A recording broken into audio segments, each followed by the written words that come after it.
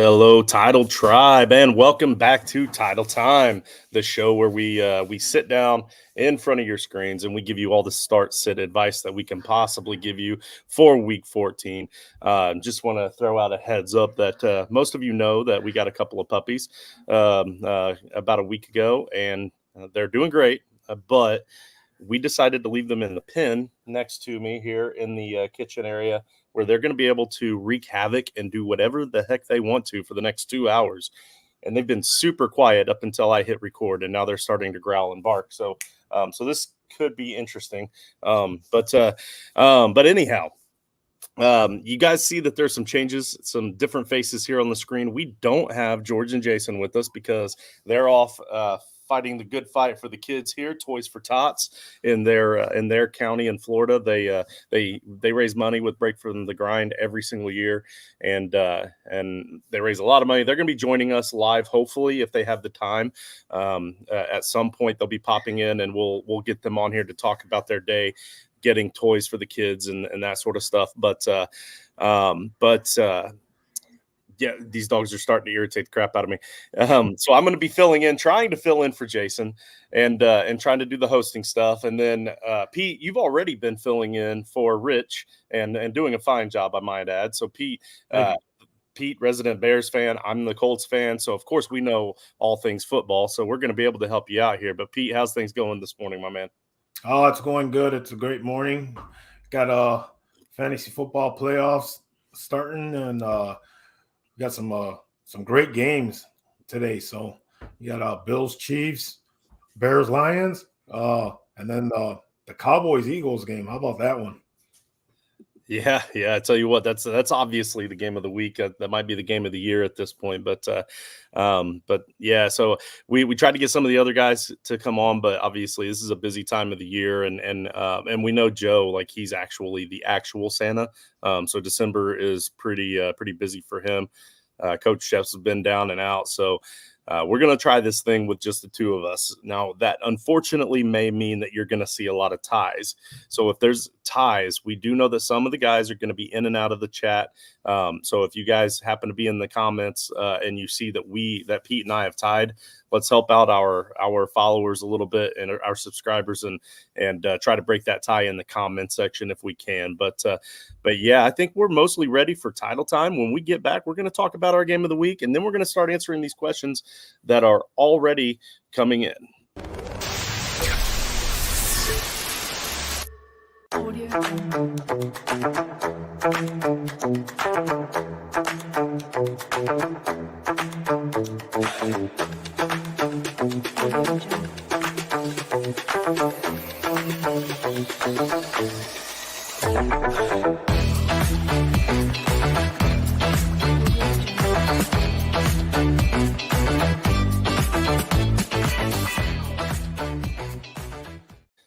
All right, Pete, game of the week. I'm not going to let you choose the Bears and the Eagles because that one's just way too obvious. Neither one of us are going to get to pick that one. So who is your game of the week on the slate for today? And I don't necessarily mean playoff implications or fantasy implications. It can be a little bit of everything, just straight up fandom, however you want to do it. I don't care. What game are you most looking forward to? Chiefs, Bills. Bills got some issues going on up there, and got to see what's if they're really going to be in this thing. And the Chiefs, they haven't been playing their best football, and they're still getting wins, but they got a lot of injuries, and they got a running back injury, and they need a wide receiver to step up today. Yeah, for me, it's obviously my Colts. We still have the possibility of a playoff run here at the start of the season, especially after AR went down. I really wanted to see the Colts start losing like crazy so we'd have a better shot at getting Marvin Harrison Jr. Obviously, that is way out the water. There's no way we're going to be able to get him at this point. So if we're in the playoff hunt, we may as well start trying our best. And obviously, they already have been. They've been playing really well. even despite Gardner Minshew, who has had, hot streaks at times, but that's Gardner. That's why he's a backup, but he is one of the best backups in the league, and he's proving why. He's doing a pretty solid job as far as backups go. Plus, this week they play the Cincinnati Bengals, which is my wife's favorite team. So, little in-house rivalry here. And she reminded me before we came on that today is Joey B's birthday. So, happy birthday, Joey B, and hopefully your team is able to get you a big loss for your birthday today. But yeah, so let's see, what do we got here? Let's look at the comments. Yeah, there's Sandy Joe right there. What's going on, Joe? Let's see. Krana, what's up, guys? What food we having today? Okay, well, he's eating nachos as he watches DJ Moore have a big game. I like that. I like that. Yeah, he had a huge game a few weeks ago against the Lions. I don't see why he can't again this week. It's your team. What do you think, DJ? I mean, not the real DJ Moore. Not the real DJ, but yeah, he should have a big game. The Lions' defense isn't that great, and the Bears went up there to Detroit a couple weeks ago, and even though they lost that game, the Lions were trailing pretty much 85% of that game. Now they're playing in Soldier Field, so I expect Justin Fields to let loose all over, just throwing the ball all over the place to Kmet and DJ Moore to have big games. Yeah, let's see him light it up. I got a lot of shares of DJ Moore. I was smart enough to draft him a lot this offseason because I realized it didn't matter what his quarterback situation was. I knew this was a make or break season for Justin Fields. So whether he came out to show that he was going to be good or bad, it didn't matter to DJ Moore. He was still going to be good. So yeah, I like that call. The foods for today, homie, I'll be honest with you, I haven't even thought about food. I don't know. We're probably going to end up, to be honest with you, with what we have here in the house, we're just going to end up getting some Mexican at about the halfway point through the games or something. I don't know. If I know my wife, that's what we're going to end up doing. Yeah, I got my dad coming over today, and he's bringing some ribs, and he wants to throw them on the grill. So yeah, it's going to be a fun day. All right, scratch that. I'm making the 2-hour trip north, and I'm going to see Pete and his family. We're going to have some ribs on the grill. All right. So Karana says, pick 2 PPR. We got Ridley. He's potentially without T-Law. That one is a game time decision for T-Law. Garrett Wilson in rainy weather. Rashee Rice. Jalen Reed. Let's see. Also pick 2. Okay, so we'll do the first one first. Ridley possibly without T-Law. Wilson in rainy weather, Rice or Reed, and we need to pick 2 here. Let's see. So for me, I automatically feel like I want to go with Reed here, and I know that sounds insane, guys. I know that sounds crazy. In my and I want to try to pull up my main home league and talk about something real quick about a decision I made with Reed. Yeah, here it is. So Jaden Reed, I'm starting Jaden Reed and Josh Downs in my main home league where my number 1 seed is on the line. If I win, I get the number 1 seed. If I lose, I need other people to lose to get the number 1 seed. But I'm starting them over Devonta Smith, Tyler Lockett. Jordan Addison is an easier one since Justin Jefferson is back. But yeah, I'm starting Jaden Reed and Josh Downs over Devonta Smith and Tyler Lockett. I feel that strongly that Reed is going to have that big of a game along with Downs, and I'm sure we'll get a Downs question. I'll talk about him more later. But when it comes to Jaden Reed, without Watson there, Christian Watson, we discussed it on TGIF on Friday.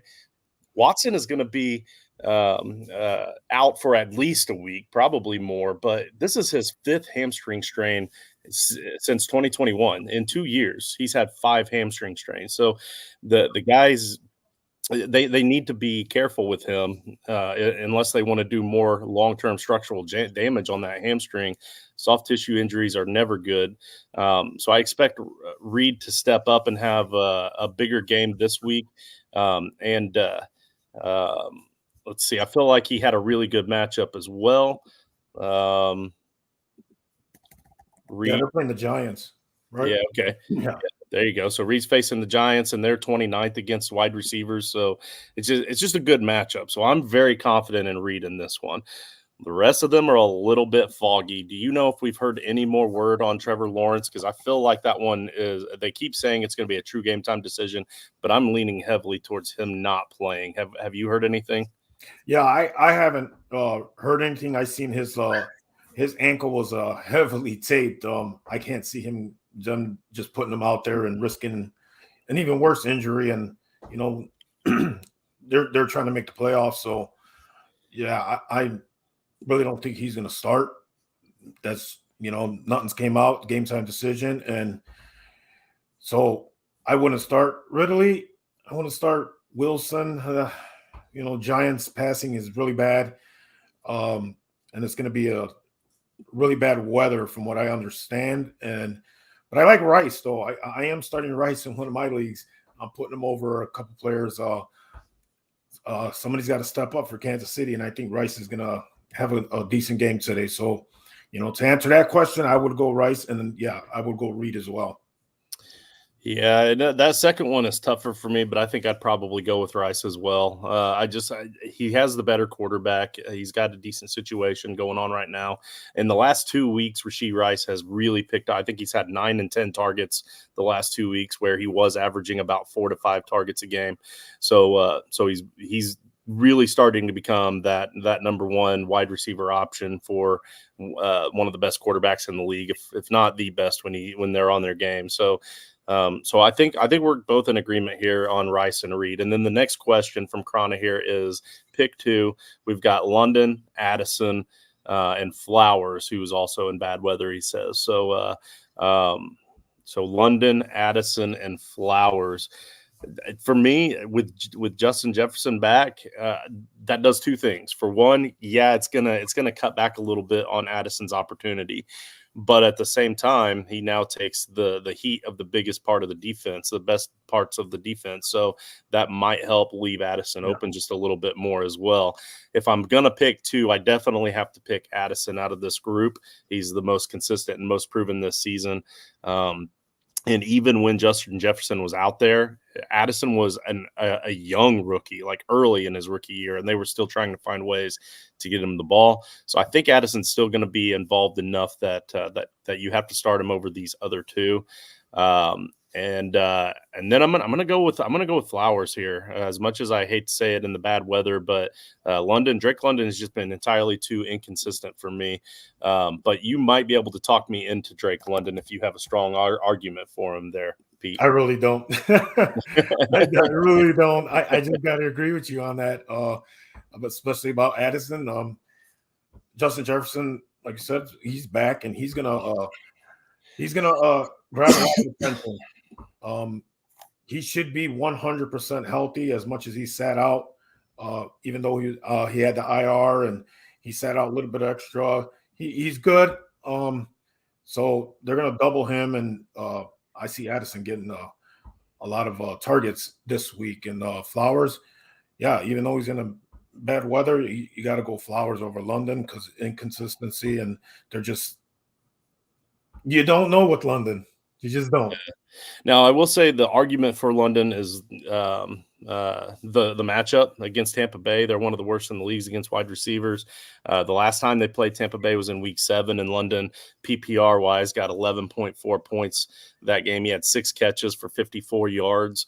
So, I mean, there is potential there. I think he has an okay floor.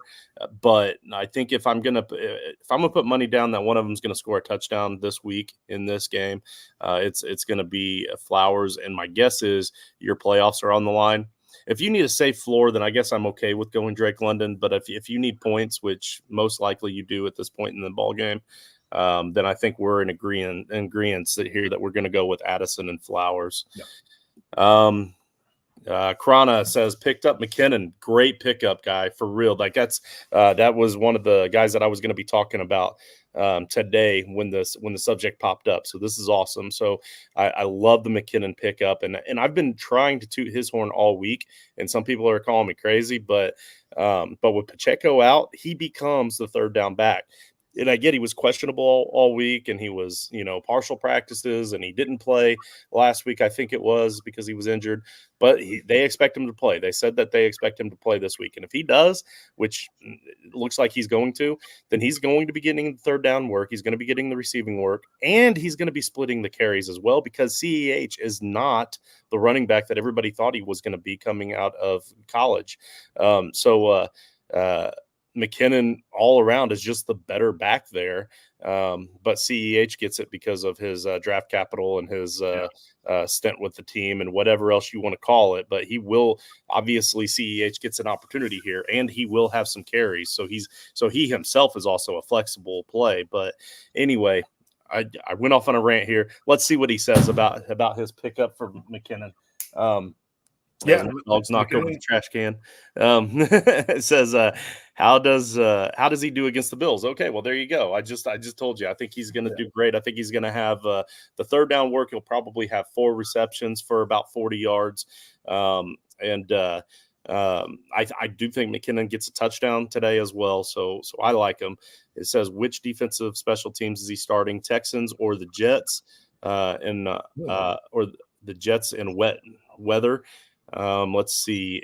So Texans or the Jets? That's the first question here, Pete. Which and they're facing against each other. So which one do you like best in the wet weather here?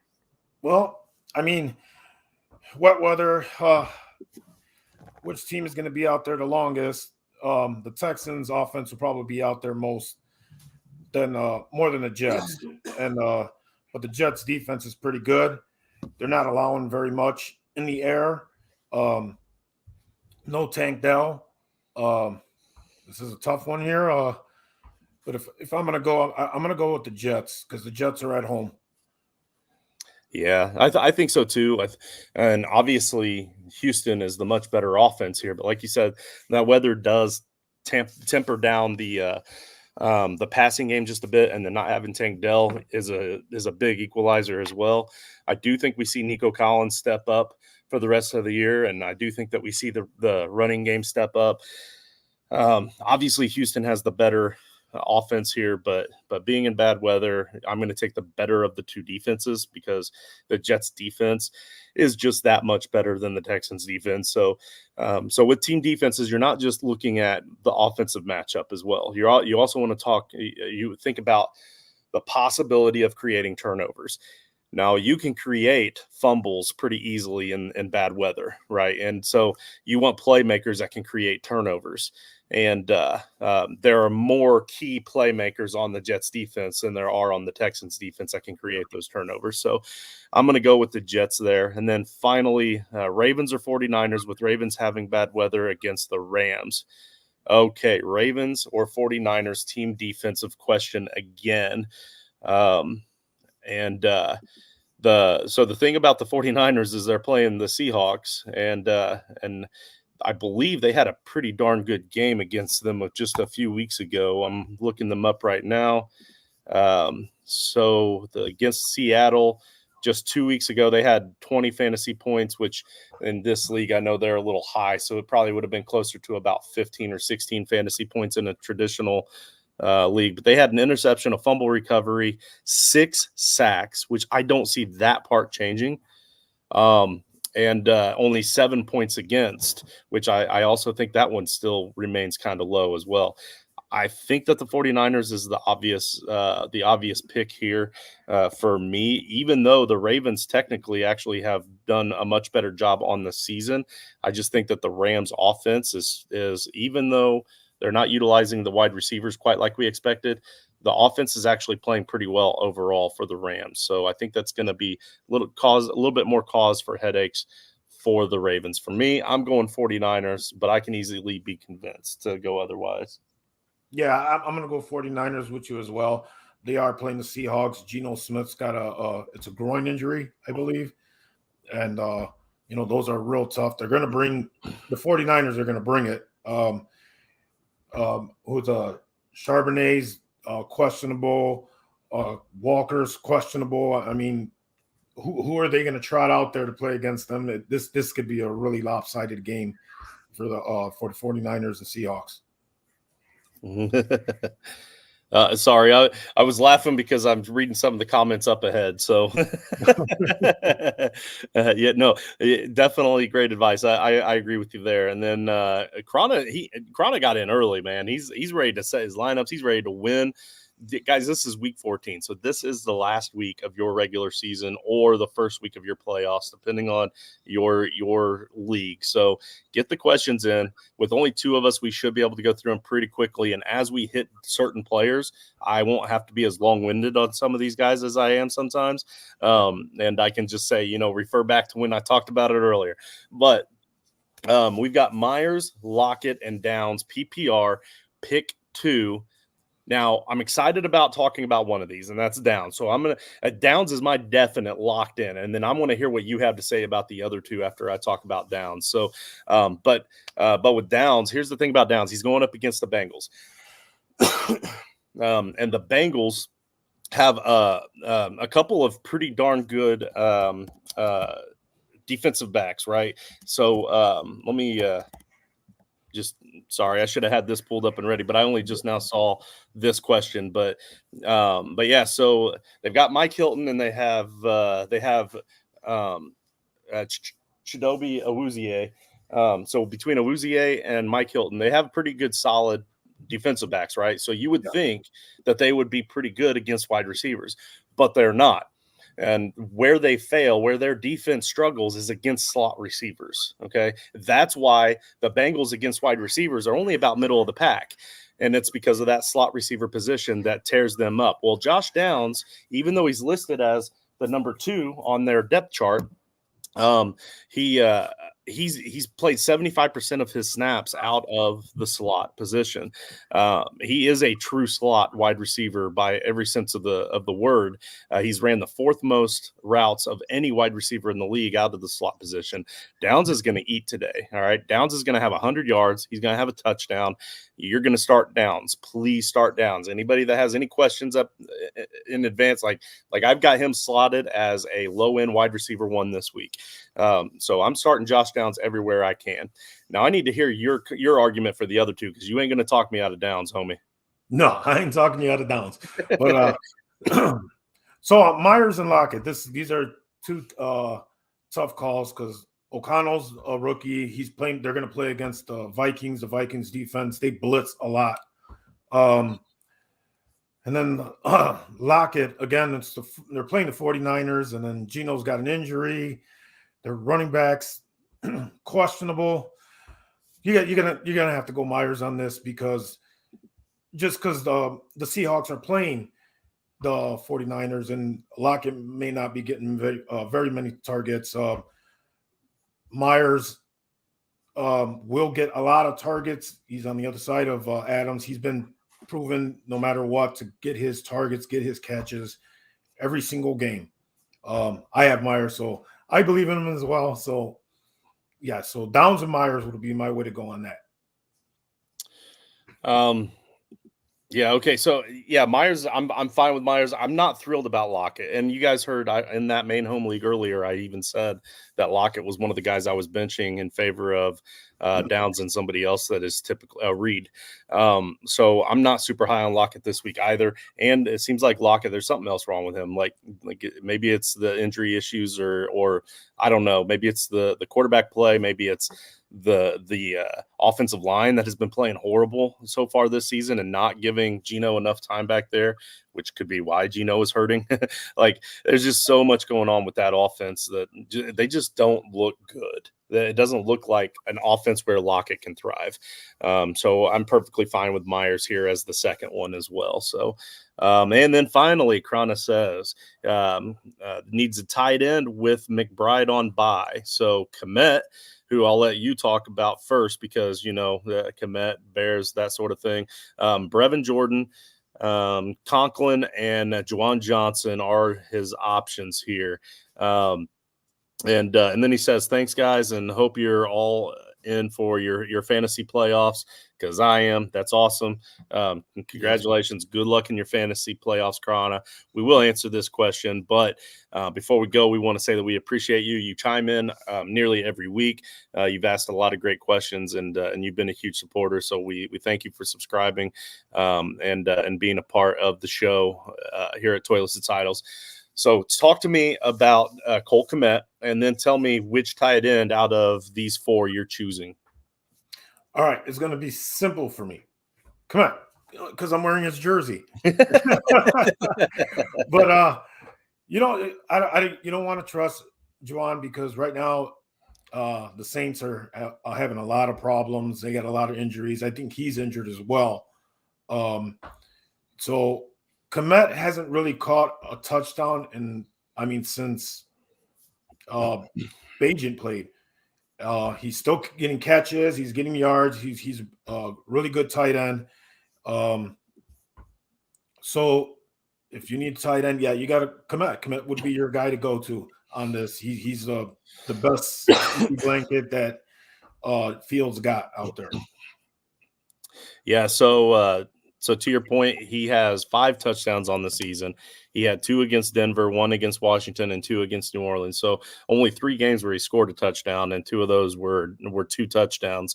Now he's going up against Detroit this week. Last time he played Detroit was 3 weeks ago, and they've had a bye week since. He had 3 catches for 20 yards.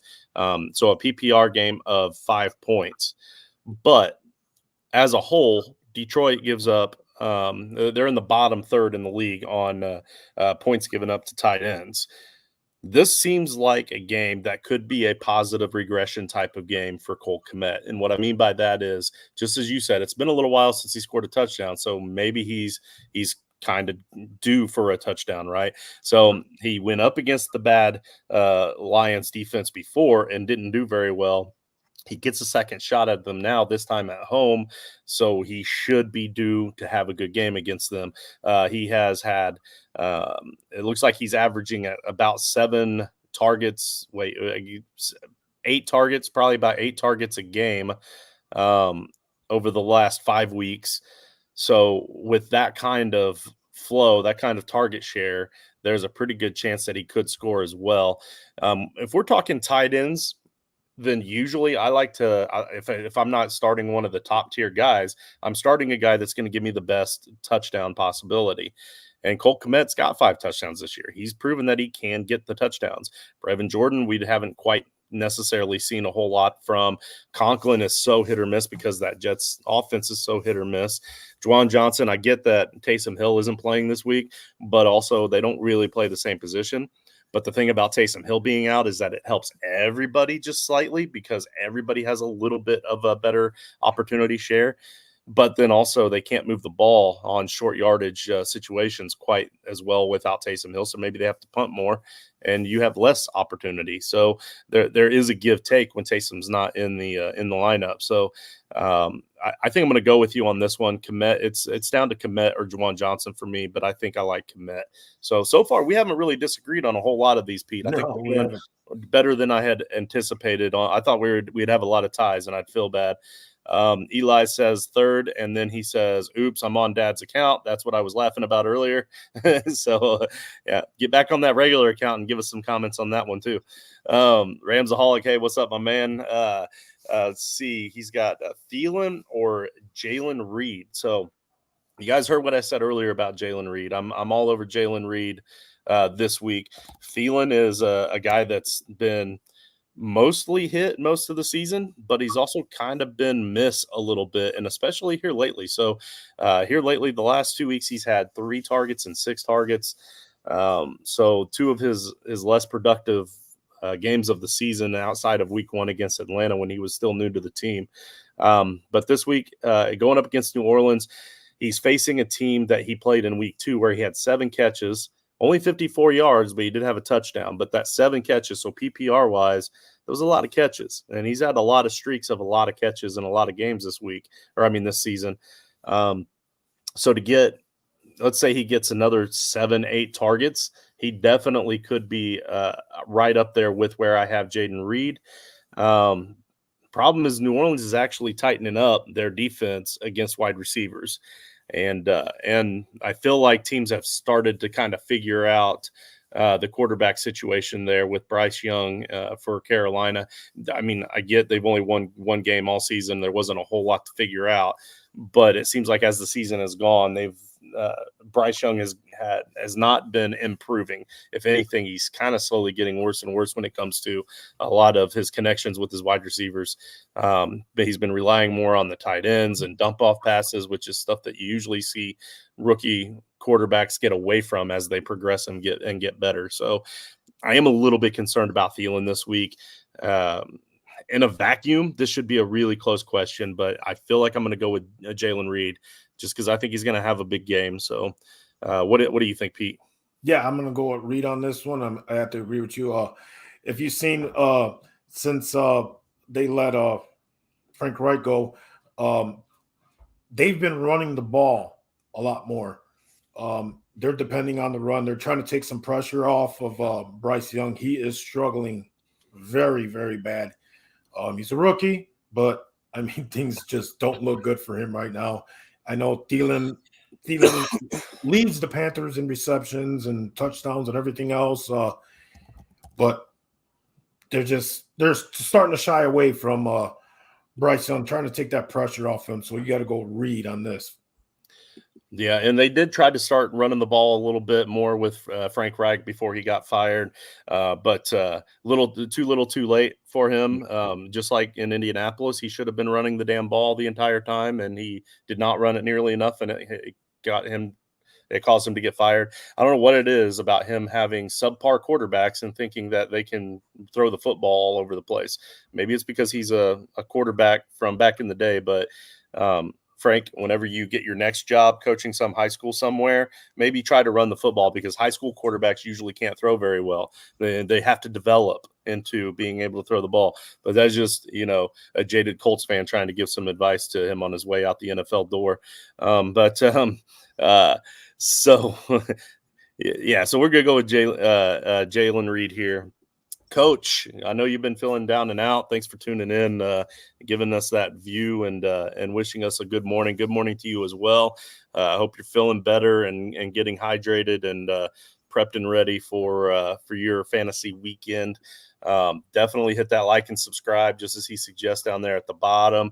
And you know what? Since they're playing the Eagles, I'm with you. Go Cowboys. And then Dustin snaps back. Go Eagles. All right. So, yeah, we love you too, Dustin. But no, we're pulling for the Cowboys. At least I am. How about you, Pete? This big game of the year. No, no, you can't do it. You're going Eagles. No. Only because I need the Eagles to win and score a lot of points because I have Hurts and Devontae Smith. So that's the only reason. Okay. Well, how about if Hurts and Devontae Smith connect for 3 touchdowns and the Eagles still lose by a field goal at the end? I can live with that. Okay. All right. We'll go with that then. Coach and everybody will be happy, and if they're happy, we're all happy. I mean, I won't be happy because I've been telling people to start Jalen Reed over Devonta Smith, but and I put Devonta Smith on my own bench. Yeah. All right, start 2 for Brandon Savage. Full PPR, Mostert, CEH, or Thielen. So I just talked about how I'm a little bit down on Thielen lately. And I've already talked about how much I don't like CEH in most situations. The Mostert one is the obvious definite start for me here. Even though he's had some down weeks with Achin coming back and the offense starting to balance itself out and they're finding their identity and getting Tyreek the ball more, which they should. Mostert has still been a consistent player, like a consistent low in RB1, high in RB2. You have to start Mostert in this situation. For me, anytime it comes down to a tie goes to the running back. So I'm going to go with Edwards-Helaire here. Even though I don't like the guy, I think he's going to get the opportunities. He's going to have a lot of carries. He might average 1.5 yards per carry, but if he gets 15 carries, then, I guess that's about 3 fantasy points, give or take. And then if he gets a couple of catches, maybe he falls into the end zone. I think that's going to be just enough to still beat out Thielen. So I'm going to go with CEH here. What about you, Pete? Yeah, once again, I'm gonna have to agree with you. Again, the whole dealing with the Panthers issues, and they're going backwards and they're running the ball right now and taking pressure off Bryce Young. Thielen may not get as many targets as he's been getting earlier in the season. So that, yeah, McKinnon may be the third down back in that offense for the Chiefs, but you know, Edwards Hilaire is going to be the starting back, so you got to go with Mostert and Hilaire on this. All right, very good. There we go. All right, before we go any farther, I want to remind everybody that if you want to talk about start sits all week, or maybe you have start sits that you need for Thursday night, or coming up soon we have Saturday games, and you can't wait for title time, then we do have a Gilded Chat. It's a free Gilded Chat where we have over 200 people that are talking football constantly, fantasy football or college football or backyard football. Shoot, I'll draw you up a couple of plays for you and your buddies to go out and play a little flag football in the backyard.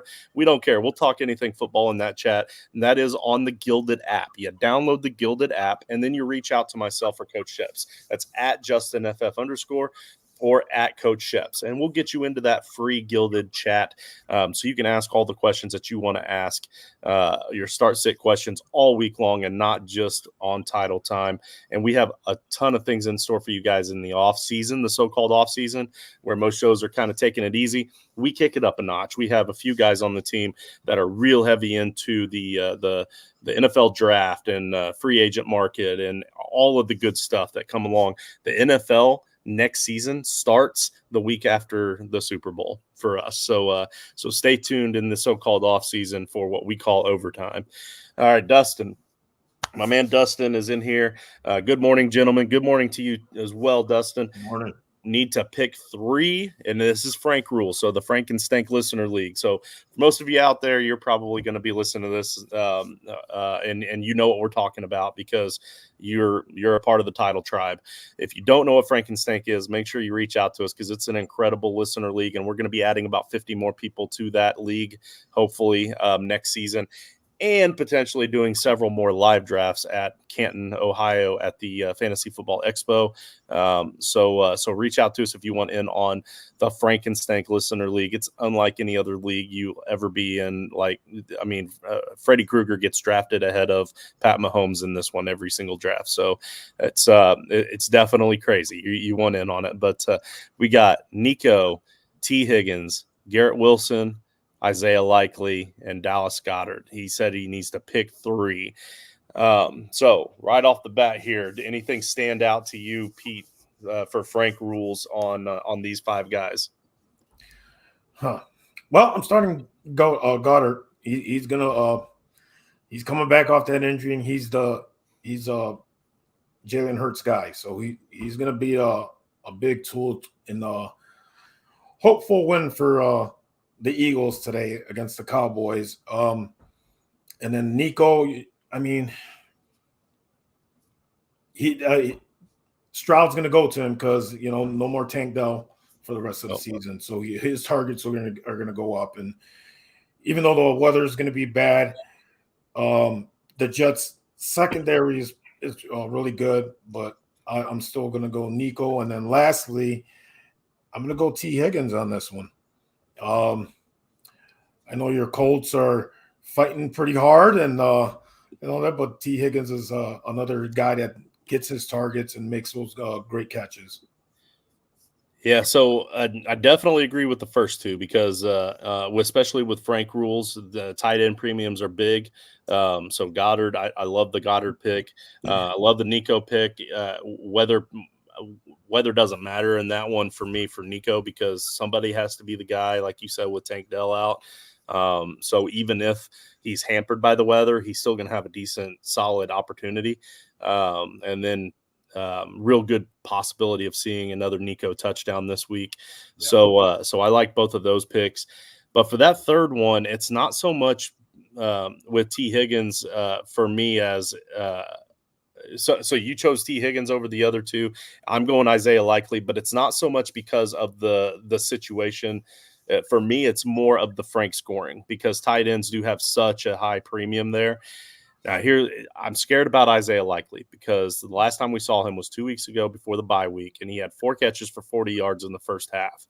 And I'm thinking, dude, yes, he's going to fill in. He's going to be the next the next Andrews, right? So we thought he was going to slide in there and take over and be the guy, but then the whole second half they completely shut him down. So yeah, there is a little bit of worry there. They have that other tight end there, that Kohler guy that gets some run, but he's not even getting as much play time as Likely did as the backup to Andrew. So I'm not as concerned about that kind of opportunity share. But with the tight end premiums, I feel like T. Higgins and Isaiah Likely is going to be fairly close. I think if it's a regular PPR league, I'm going T. Higgins. If it's a standard league, I'm going T. Higgins.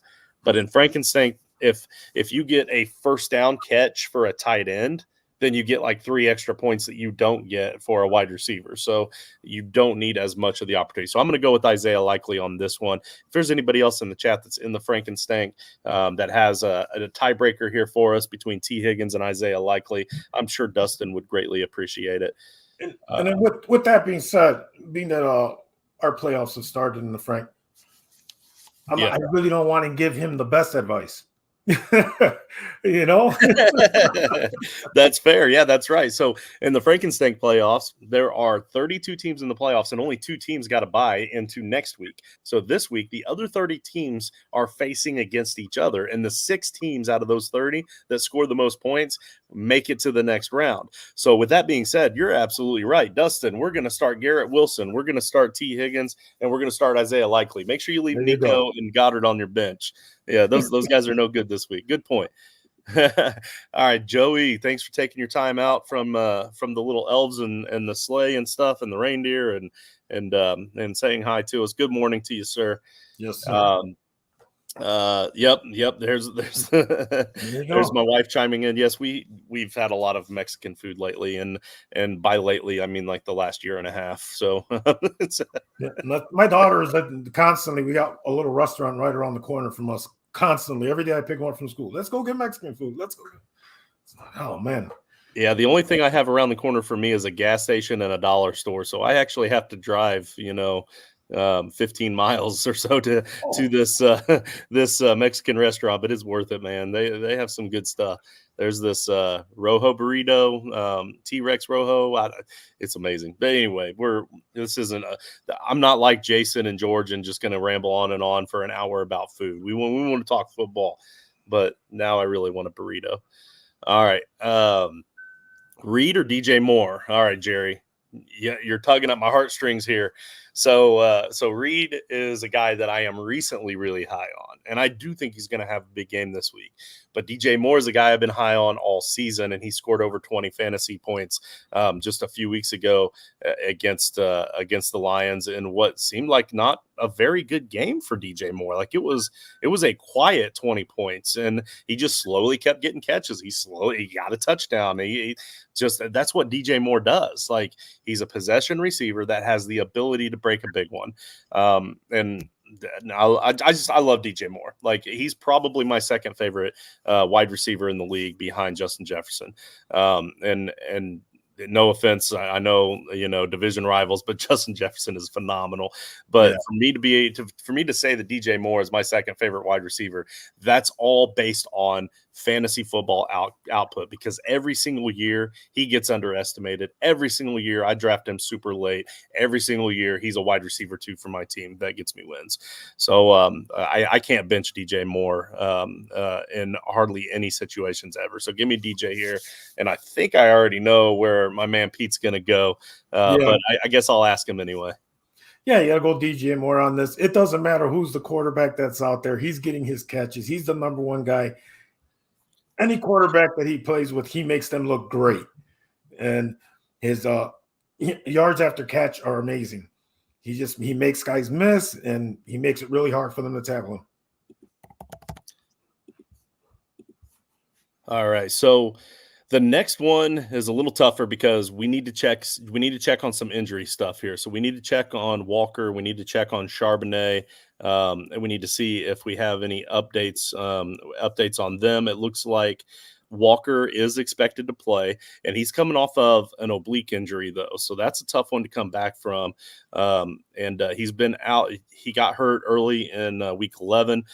He missed week 12, 13. So he only missed 2 weeks with an oblique injury. So that's kind of insane, really. And to come back that quickly, but they are expecting him to play. So Charbonnet is it says likely to play Sunday as well. So we're going to have both of them. So since we have both of them, and they're going up against the number 1 defense in the league against running backs, so they're going to be splitting carries, and they're both playing hurt. I don't think I like either one of them. But tell me about the Roschon situation, Pete, there in Chicago. Are we actually going to get to see a decent workload out of Roschon? It's hard. That's hard to say. The Bears aren't really rushing the ball as efficiently as they were when they had Foreman. Foreman was injured, and now he's going to be back. So now you got Foreman, you got Herbert, and then Roschon. This is a real difficult call. Like you said, with Walker and Charbonnet, they're both injured, playing against a really good 49ers defense. They have been going to Roschon a little bit more. Herbert seemed like he disappeared last week, and they weren't using him. So this may be a Roschon Foreman game. So I would have to go with Roschon on this one.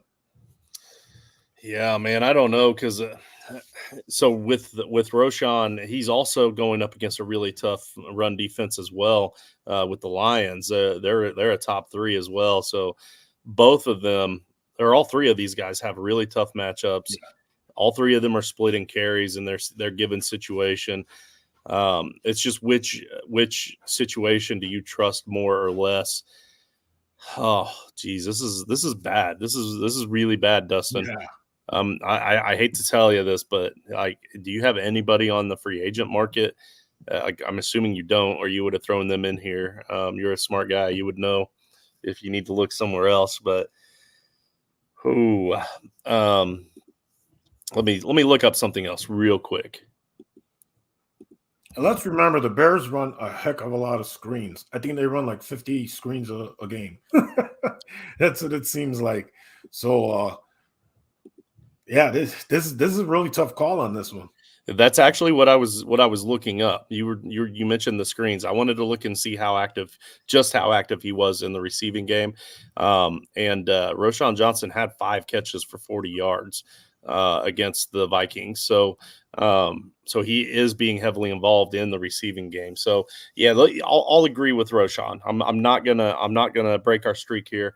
We're gonna agree on Roschon here, and I think that all 3 of them probably don't have a great game. One of Walker or Charbonnet is gonna be the guy that scores the touchdown. Unfortunately, we don't know which one it's gonna be. So we agree on Roschon here. So the next, you need one: London, JSN, or Josh Reynolds. I'm gonna say London here. I like JSN over Lockett. I may even really kind of push JSN kind of close to DK Metcalf for this week because of the given situation. But even with that, I don't like that matchup or their game. This week, I'm going to go with London. And while I let you talk about yours, I need to check on these dogs real quick. All right. So yeah, on this one, you got London, JSN, and Reynolds. I like Josh Reynolds going against the Bears secondary. The Bears secondary is atrocious. Don't get me wrong; they've had some interceptions last week against the Vikings, but the Bears secondary is not that great. And again, JSN, they're playing 49ers defense that's really strong. Geno's got the groin injury, so you're going to have issues there. Drake London, they're playing Tampa, and as Justin said, Tampa's pretty bad in their secondary. So it's toss-up between London and Josh Reynolds, and I think in this one, we're going to have to I'm going to go just to agree with Justin, because Josh Reynolds would be like the number 2, number 3 guy on the Lions. I'm going to go with London. And he is back. Next on the list, we have Dylan.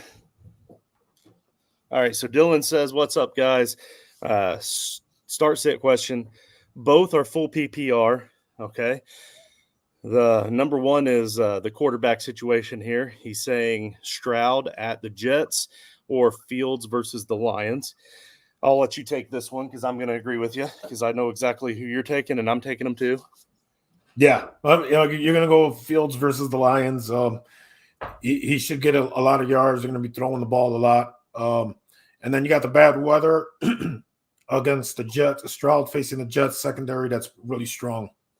Yeah, which is ultimately that's the biggest reason for me is the weather situation. If not for that, even though the Jets have a really strong defense, I still might it might have been close for me. But you add the weather and you add the really strong defense. That's a deadly combination. I mean, Stroud could still have 250 yards and 2 touchdowns, but he also could have 3 turnovers that really hurt you as well because of the elements and the situation. So, Fields obviously could still have fumble issues or whatever, but we'll just have to see it on the field. But I'm going to go with Justin Fields as well. Then it says we're going to pick one running back here: Jerome Ford against Jacksonville, Singletary against the Jets, or CEH against Buffalo. Honestly, I don't really like any of these either because Dameon Pierce is back, so they've been splitting carries there, and Jaguars defense is pretty tough. And then, not the Jaguars, the Jets defense obviously is pretty tough.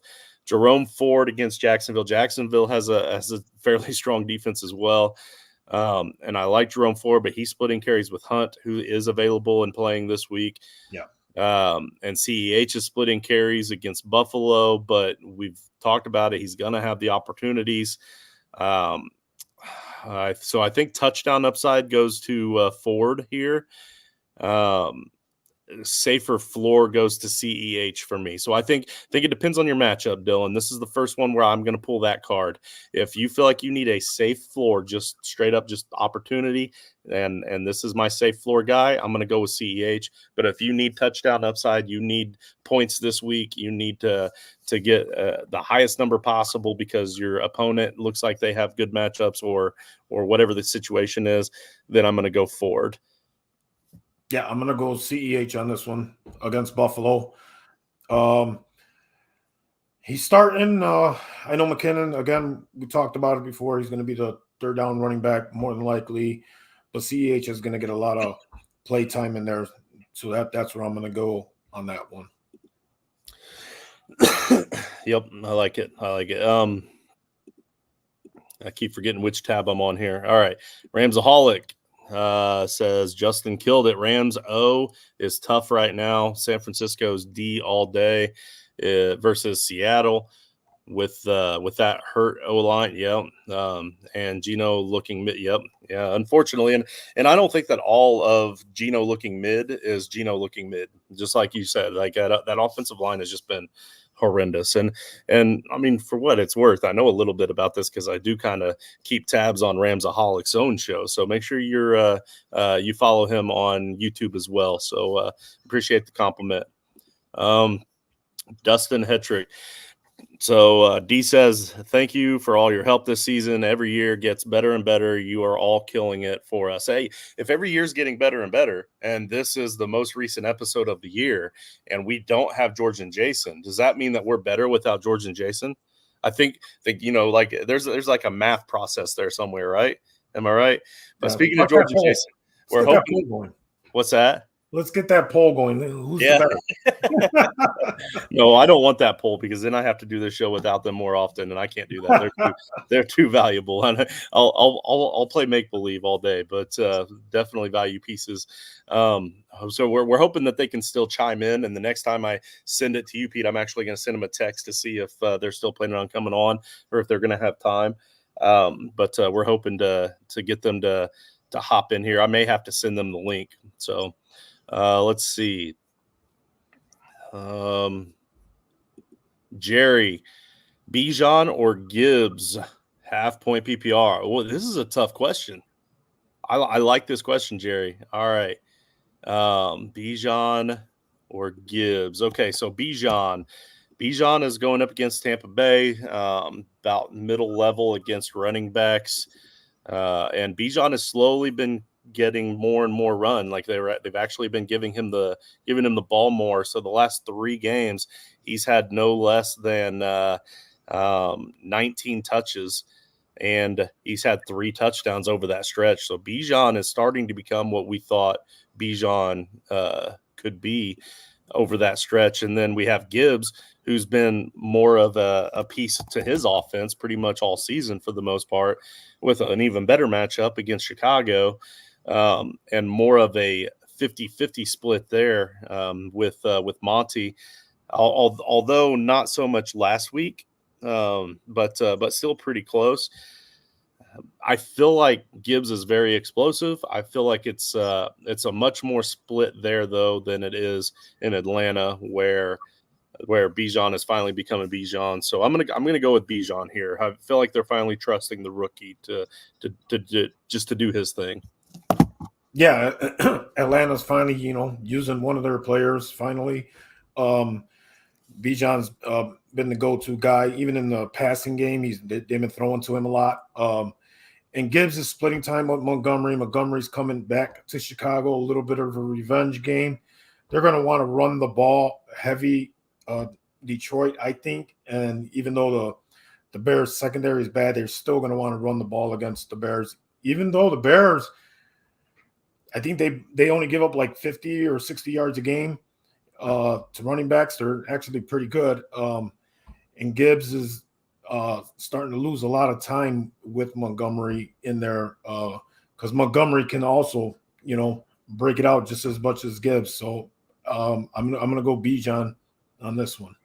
Yeah, and you're right about the matchup with the Bears. The Bears do hold opposing running backs down in rushing yards, but where the reason why the Bears are a better match or a good matchup for the running backs is because they tend to release a lot of receptions to they give up a lot of receptions to the running backs, and on that end is where I think Gibbs could definitely excel this week, especially with those screen passes that they like to run. But yeah, that's a good call there. I just text the link to the guys, and I'm asking them if they're still coming on.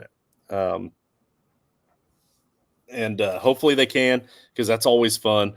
Last year we got to see the back of the truck. They had one of their kids with them, helping them load up the truck, and just good stuff. And for those of you that are tuning in late, George and Jason are off doing their Toys for Tots shopping for Break from the Grind, their charity that they run, where they have raised thousands of dollars every year for the last several years. And yep, it's Jason just confirmed they're going to try to come on in about 20 minutes to give us an update on that. So that's awesome. So let's see. We have Jim Coop is in the chat here. Jim says it's a full PPR, likely in the rain, or Otten at tight end. So we're going to answer that tight end question first. Again, I do still like Likely. We were talking about him earlier. And then when it comes to Otten, that's the Tampa Bay tight end going against Atlanta. That's a really good matchup. That game is at Atlanta, so there's not going to be any weather issues. As much as I like Likely, I hate playing tight ends in that sort of situation, or I mean any receiving situations. Probably like the tight end more than the wide receiver options, because it's a little safer. Usually shorter passes, less distance, less cause for the elements to be an issue.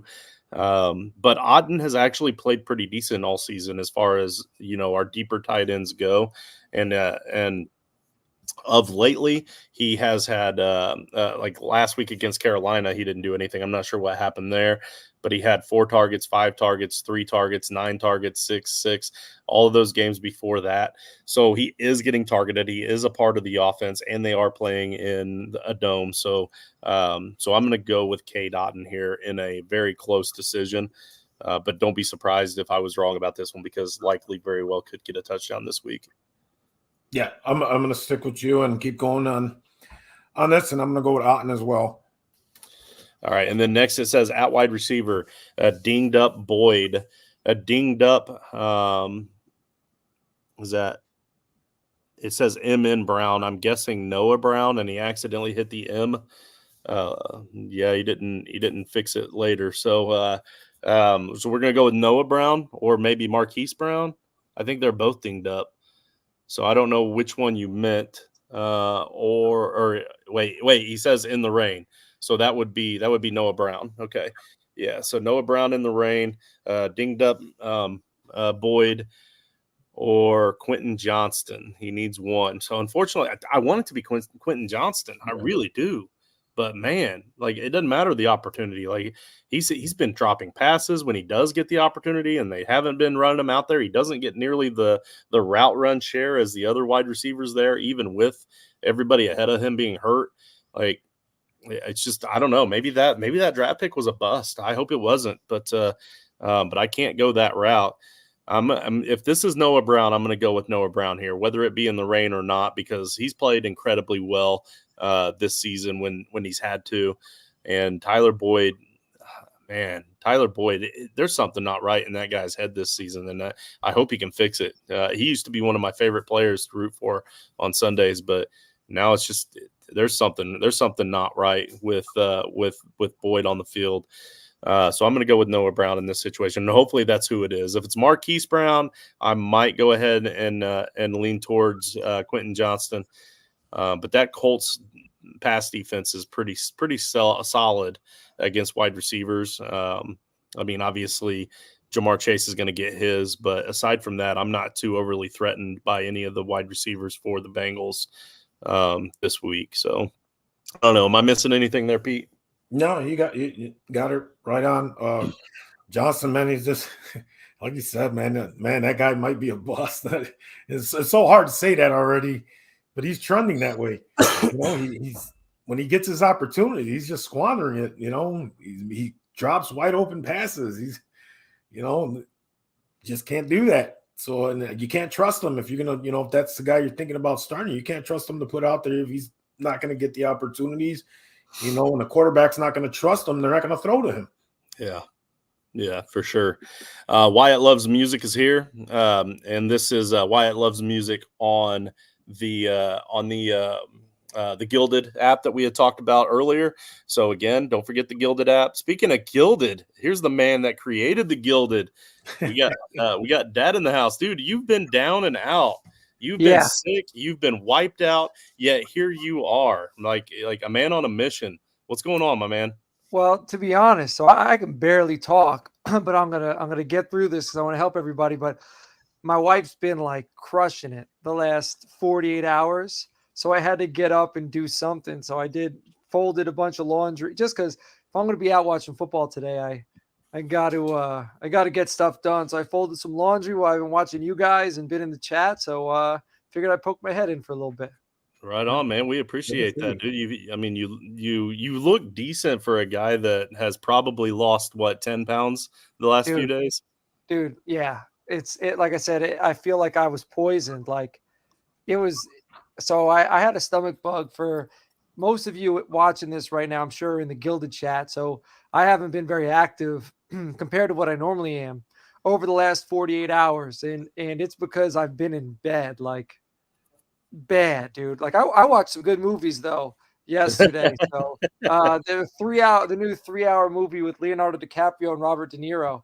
Forget what it's called, but pretty good. And there's a new Netflix movie about like a cyber attack with Julia Roberts. That was pretty good too. So I was able to watch some flicks.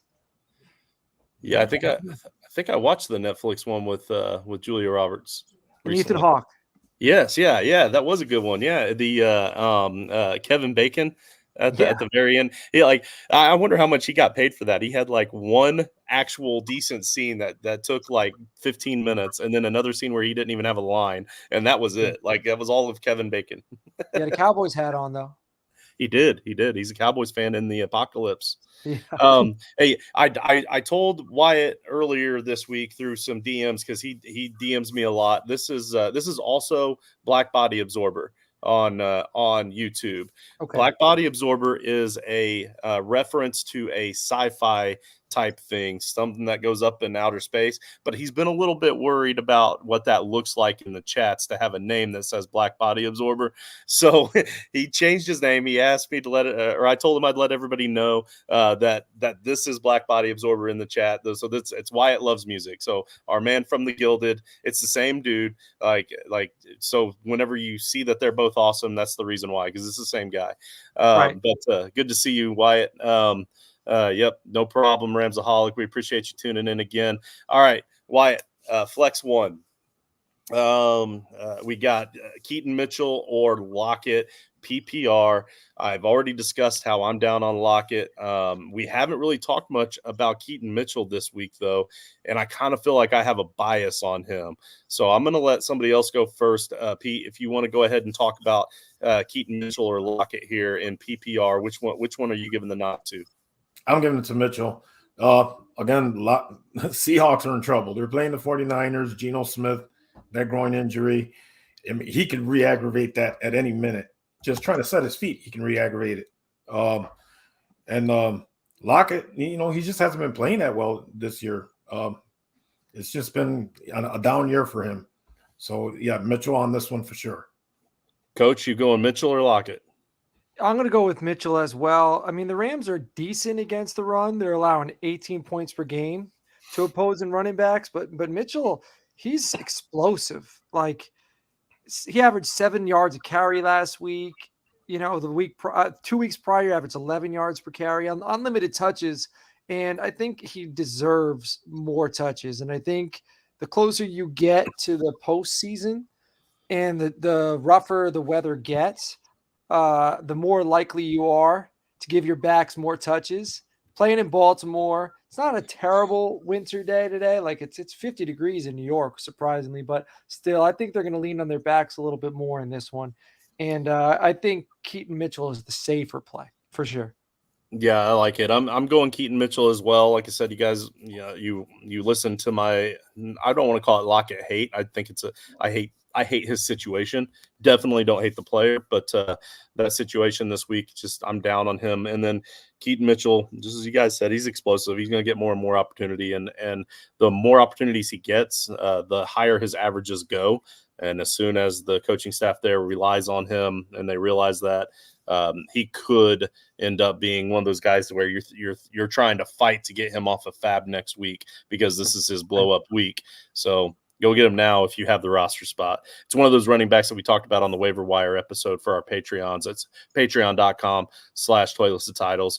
If you want to support the show for the Patreon, we have a waiver wire episode that we give to tier 3 or higher. And that was one of the guys that we've been on all season, where if you have a roster spot, you want to roster those deeper running backs so that when the starter goes down, you have them before you have to spend a bunch of fab on them. But no problem, Savage. We appreciate you tuning in. And then one last thing I haven't mentioned yet on Keaton Mitchell here. I haven't talked about Rival yet. And that's joinrival.com/title tribe. So Rival is the newest evolution in fantasy sports betting.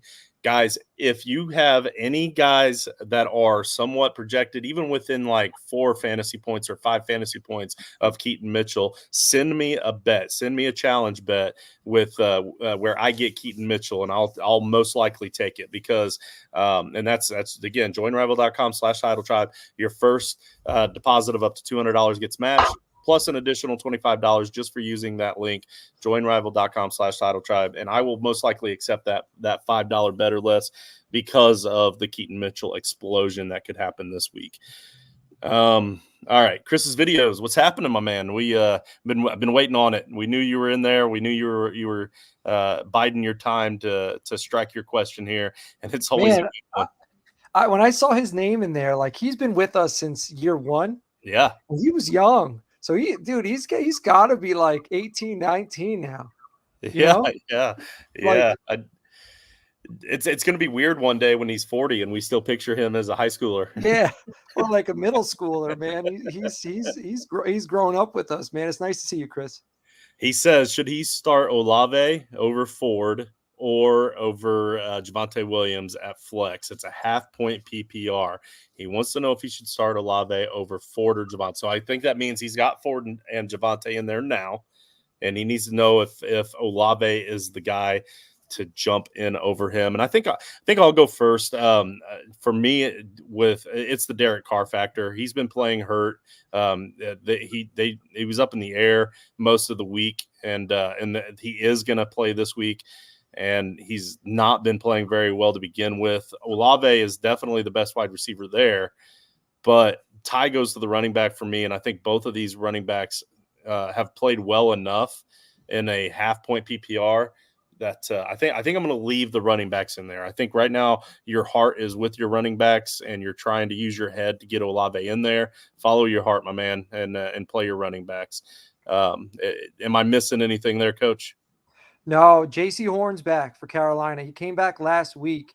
He had a 90.7 overall coverage grade from PFF, which was the second best among all cornerbacks. I love Chris Olave, but I think JC Horn's going to travel with him. And this is a division game. There's a little bit of a rivalry, even though the rest of the world doesn't really care about this one. Carolina, New Orleans, JC Horn knows that he's going to be going against Chris Olave for the next few years, and this means something to them. This could be like Lattimore for the Saints when he goes against Mike Evans.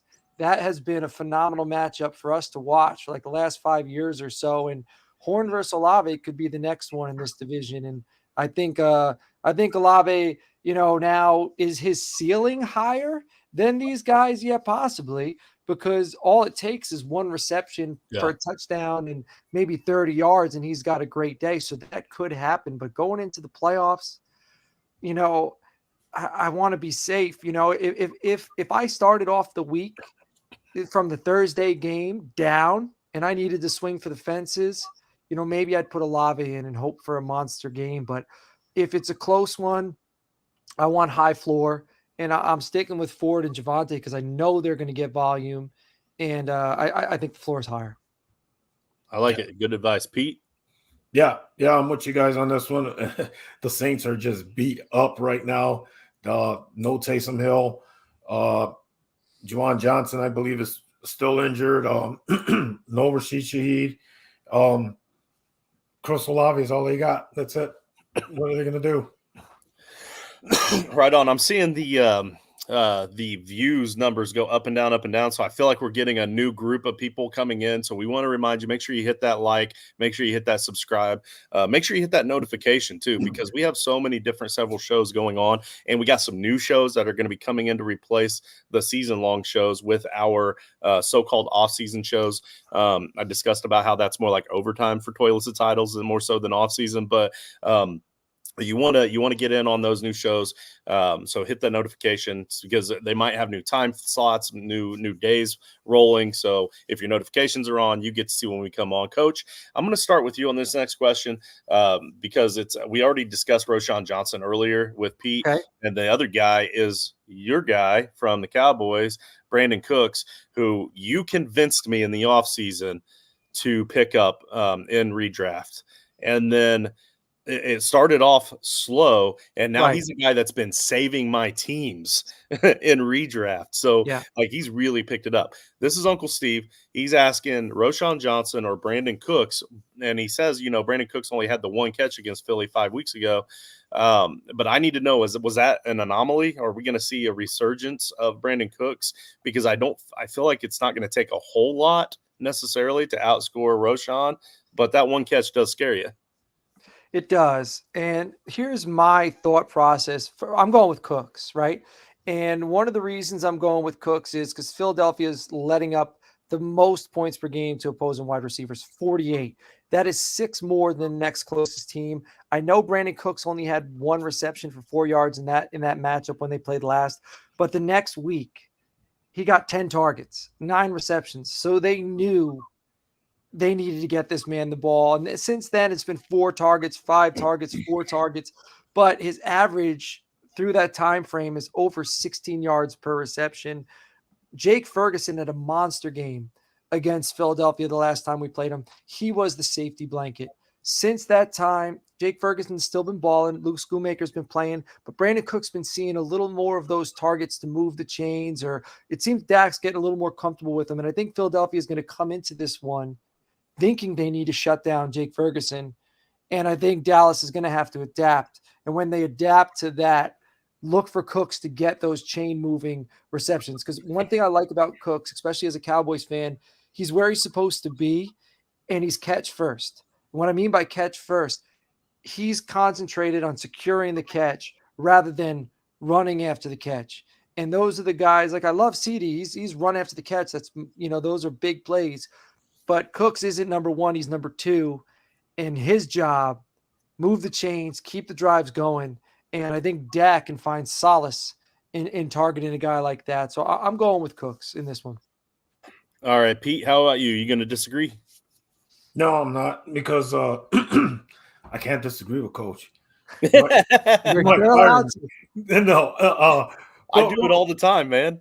Roschon Johnson, again, it's a three-headed monster with them. They're not really running the ball all that well. Roschon Johnson has been playing better. He has been involved more in the screens, like you alluded to earlier.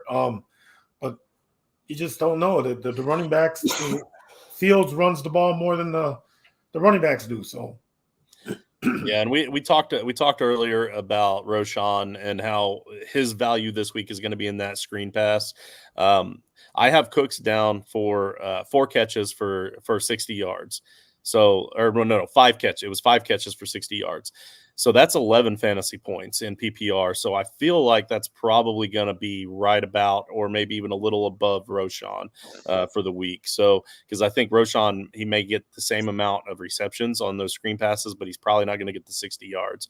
Whichever one gets the touchdown is the one that is going to have the better game here. And I think the higher touchdown option here goes to Brandon Cooks because of his offense around him. So, Can I say something about the Bears this week? So what's the weather like there out in Chicago right now? Is it snowing like it's supposed to be? It's just normal Chicago weather. It's probably about 50 degrees, no rain, no nothing. Really? Okay, because I'm looking on weather.com, it's saying it's around 35 and there might be a chance of snow, but I was hoping it'd be snow, but even without it, I have the Bears as my upset of the week. And we've been doing our pick 'em. So everybody who's in the group chat, we do Tuesday night. We pick somebody to compete against some of the T2T guys, picking every single game. And if you beat us, you get free entry into Frankenstein. And I won week 1, Rich won week 2. This week we're going against Tone, Anthony Dion, another Patreon member. And he Will, when he was making the graphics, was like, Coach, you're on one this week. And I don't know, man. Like everyone said I was on one when I picked the Packers over the Lions. And this week I like the Bears over the Lions, man. I think it's the upset. Yeah, man. I think that's that bad seafood you ate, like, to catch you down. All right.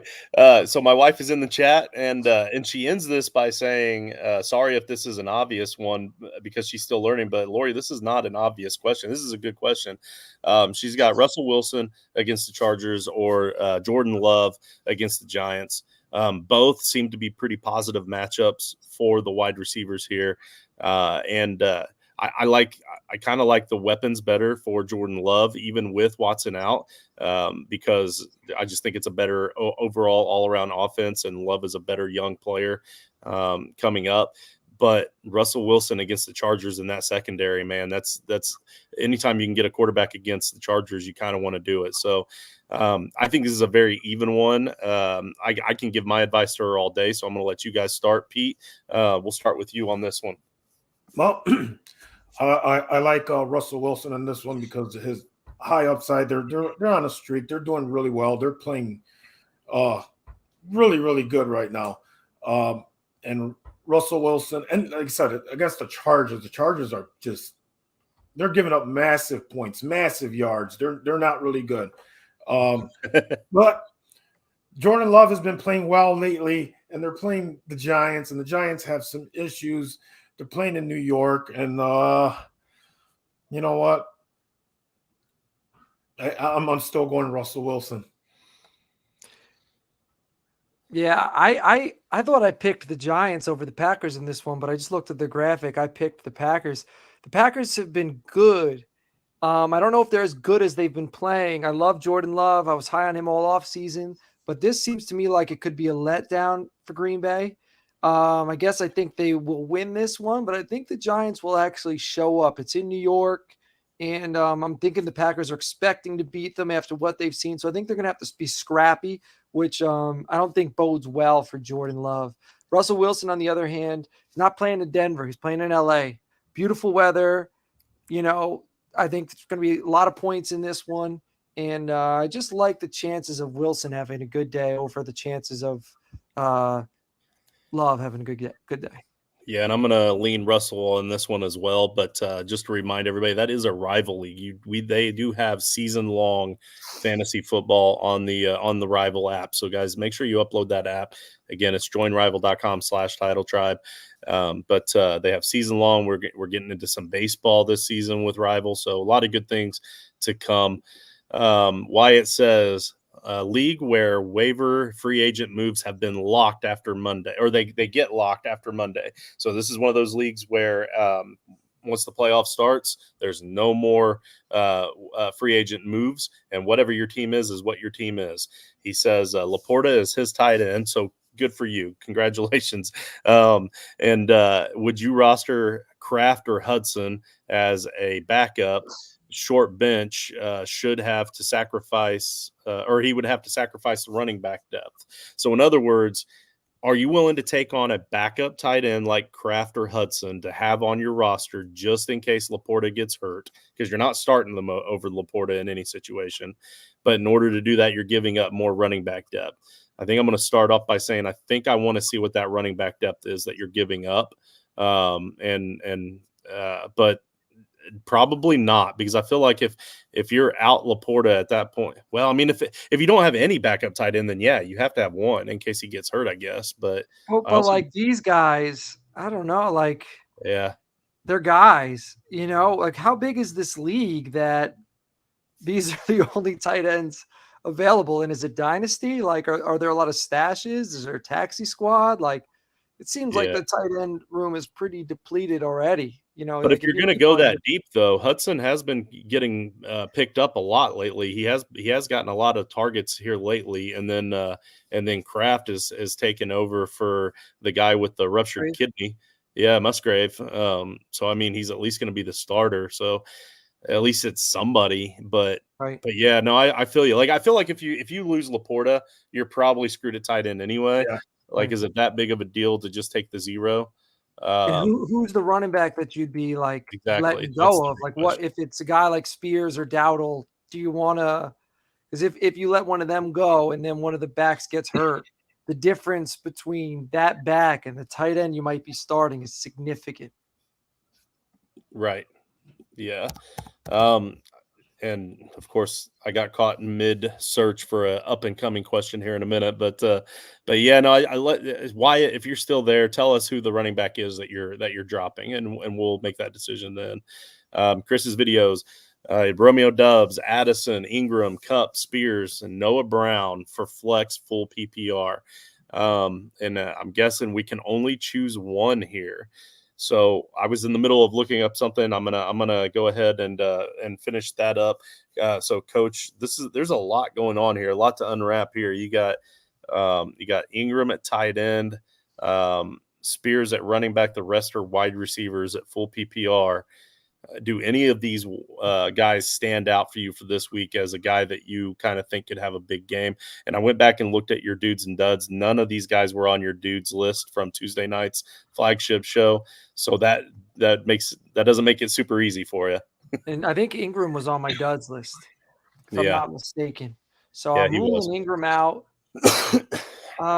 So Christian Watson is out, which is interesting for Dubs. Justin Jefferson is back, which is interesting for Addison. I mean, in the playoffs, it's hard for me not to start Cup in PPR, even though he's been pretty below average. I just feel like the chance, like, I don't know. I see that name with the capital. You drafted him. It's like if you made it this far, I wanna live or die with the dude. And I know he wasn't on the dude's list, but I think I'm leaning Cup here. I think I got to. So the thing about Noah Brown, like this question would easily be Noah Brown for me if it's not for the fact that they're at the Jets, who has a really good defense against wide receivers, top of the league actually, and bad weather Jets. So like, so I have to throw out Noah Brown there for that reason. Man, here's the thing about Cooper Kupp, like since Carson Wentz has joined the team, Cooper Kupp decided to pick up on the exercise regiment, the 2 sprained ankle exercise regiment that Carson Wentz had. So so Kupp playing on 2 sprained ankles makes it pretty difficult. I kind of want to lean towards Spears here. Oh, was I muted that whole time? I think that no, I did. I hit that Okay. to unmute All right. myself. I apologize. Nope, all good, homie. So I kind of want to lean Spears here because I know that the team said that Henry didn't have a concussion last week after he got knocked out in the game for several seconds, but homie hadn't had a concussion. Like it's one of those Tua Tagovailoa back spasm issues. Like I feel like oh man. So I kind of it's either Spears or Kupp for me. And again, if I'm going Kupp, it's because of the name factor, just as Coach said. But I think I'm going to go with Spears because I tend to lean towards the running back, and I know Spears may not have the snap share that Kupp has, but I think he might have every bit of the opportunity. So that's where I'm leaning. So Pete, are you going to break the tie between Kupp and Spears, or are you going to really dilute it and throw in a third guy here? Oh man, I'm sorry, guys. My dog was barking, so I No, you're good. You guys, you're Well, good, man. I want to say so. Have you ever seen Derrick Henry get hit like that? I know. Like it's easier to hit somebody from the side when they don't see you, and like just the way physics works. Like coming from an angle, his momentum going one direction. I don't think I've ever seen him hit like that. That was devastating. Yeah, it was scary. I mean, all those big hits like that can be scary sometimes, but yeah, no, I'm not Derrick Henry. No, I've never seen it. Right. Hopefully never see it again. Yeah. All right. So Pete, what I was asking is, with this list down below, so far Coach has gone Kupp and I went Spears. Are you going to break that tie, or are you going to throw in a third guy and completely dilute the waters and make Chris's video pull his hair out? No, I'm going to go Kupp because it's Kupp, and I mean I was kind of leaning Addison because he's going to get a lot of targets, being that they're going to double team Justin Jefferson, so. But then again, it's still Kupp. Kupp's got sure hands. He's going to catch the ball. He's going to make the plays. All right, very good, very good. Wyatt, just to answer this question, Taysom Hill is out. He's been listed as inactive, so this one's easy. We're going Cole Kmet. That's unanimous. We got a little puppy here there too, huh? My buddy. My puppies made all the noises earlier when they were trying to tell me they wanted to eat. So let's see, Jake Lewis. This looks like a newer name to me. Obviously, I haven't seen every Title Time episode. I've missed a few of them here and there, but Jake, thank you for tuning in. He says he has to bench 2 in a PPR. Here's the list. Wow. Hey, congratulations on building a good team. you got Bijan Robinson, Raheem Mostert, Monty, and Pollard, and you have to bench 2. Oh, wow. Okay. I think, man, okay. So Mostert is a guy that even though that team is finding their identity and they're throwing the ball a lot more and they're getting it to Tyreek as they should, Mostert has still been a low-end RB1 almost every single week. You can't bench him. Bijan is coming into his own. For me, I can't bench Bijan because they're finally giving him the rock because the coach decided he doesn't want to get fired after all. So then how do you bench Monty or Pollard though? This is a revenge game for Monty. Yeah. Oh man. You know, like he's going against the Bears. I'm benching Pollard for sure. I think that's the easy one because the Eagles have the #1 ranked run defense in the NFL. So if he's going to get it done, it's going to be in the screen game. And so Pollard, it comes down to 3 for me. And like you said, Justin, I'm starting Mostert because Mostert, anytime he touches, he only needs 8 carries Yeah. to go for 100 yards. Right. So give me that guy. So now it comes down to 2. Is it Bijan or is it Monty? And Tampa Bay, they got a pretty good rushing defense. But so it's like, do you want to go safe or do you want to go boom? So if you want to go safe, I'd go Mostert Monty. If you want to go home runs all across the board, I'm going Bijan Mostert. Yeah. Well, I'm going Bijan Mostert on this one too. Even though Monty's again a revenge game against the Bears. The Bears do stop the run pretty good. But they give up to the screens a lot, and that's going to be Gibbs. They're going to be throwing the screens to. So, yeah, Bijan and Mostert for this one. And Monty had 17.8 PPR just a few weeks ago when they played against Chicago, and he was the guy that got interviewed at the end for being the player of the game on 14 touches total, so 12 carries, two receptions. So definitely going to be heavily involved. He absolutely has a safe floor for sure. But I think we're all in agreement that Pollard is the odd man out for sure. But I think at the end of the day, I'm probably going to lean Mostert and Monty just because Bijan has had those games where he's kind of disappeared, and not because of him, but because of the coaching staff and that sort of stuff. Bijan has played well when he's out there and he's given the opportunity. He just doesn't always get the opportunity. So I think, and I know my play style at the end of the day, I like to play it safer. But I'm not opposed to going Bijan if you're going up against that #1 seed team and you need to beat him to try to get in to the playoffs. You need the big boom, just like Coach said. I'm not opposed to Bijan and Mostert then, but I think I'm going to play it safe.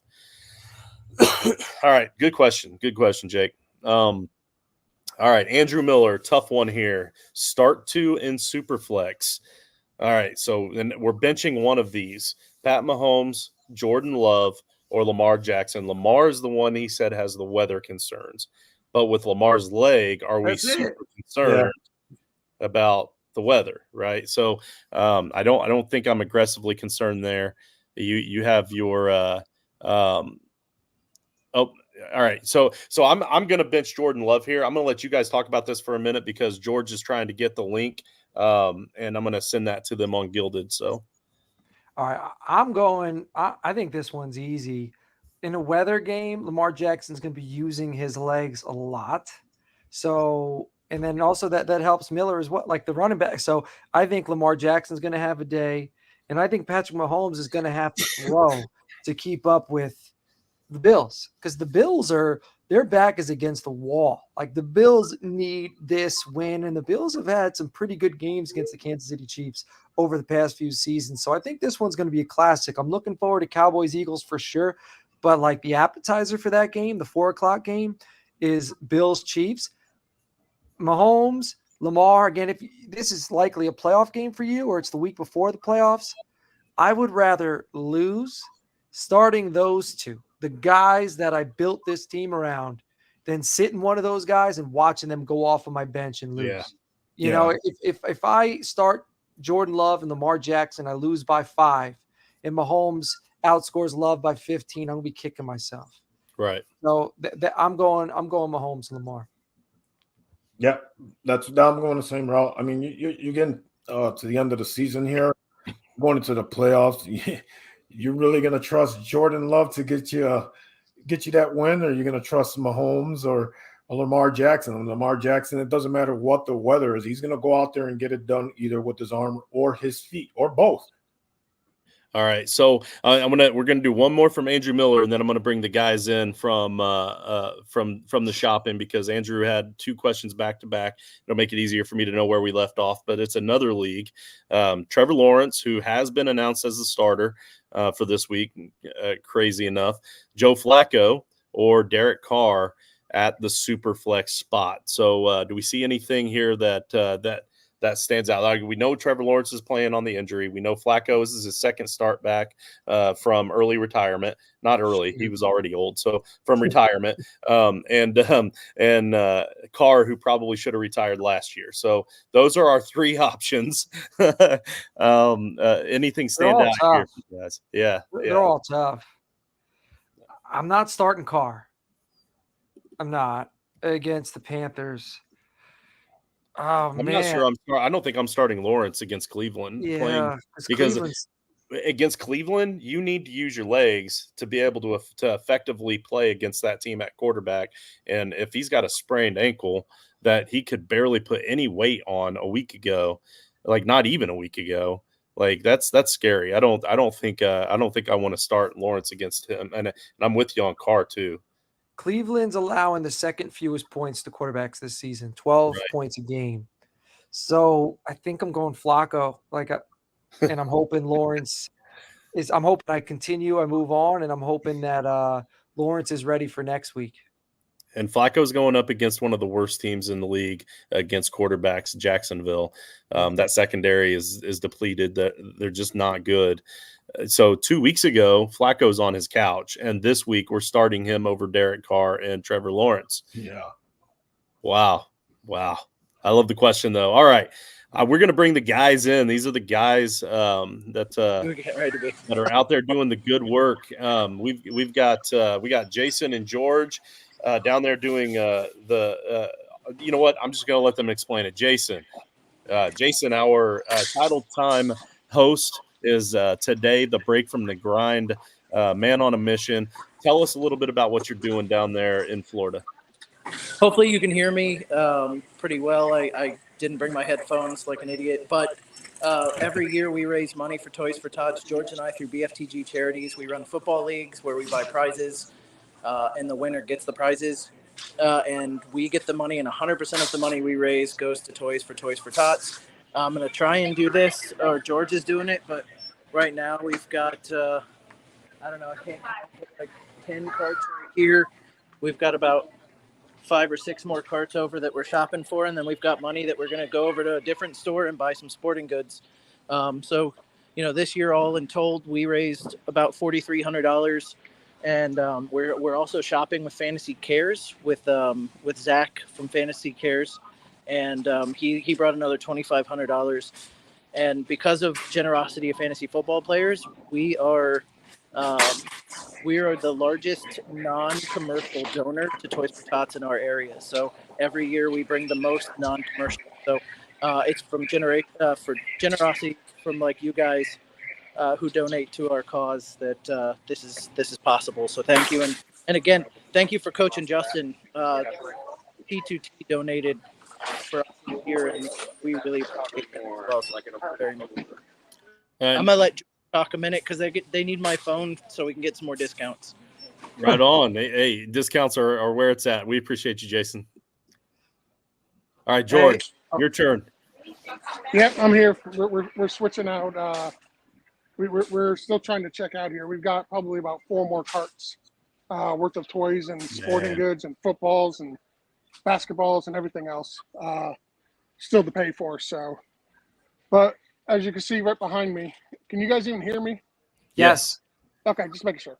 We've got, I don't even know how many carts this is. 1, 2, 3, 4, 5, 6, 7, 8, 9 carts full of toys. All of it's going to be going to our local Toys for Tots.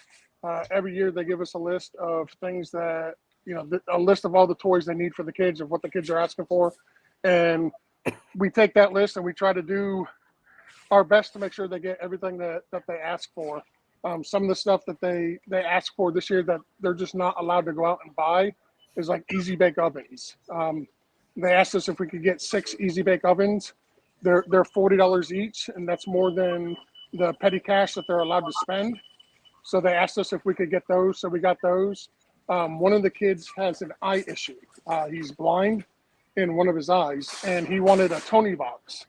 And up until this year, I had never even heard of it, didn't know what it was, but it's like a musical sensory thing for kids.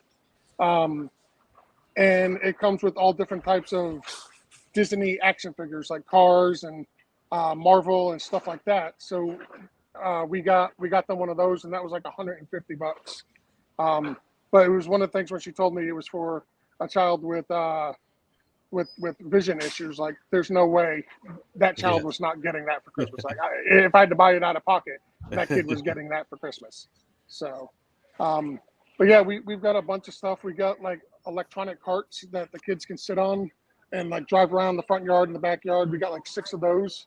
Target has absolutely been phenomenal.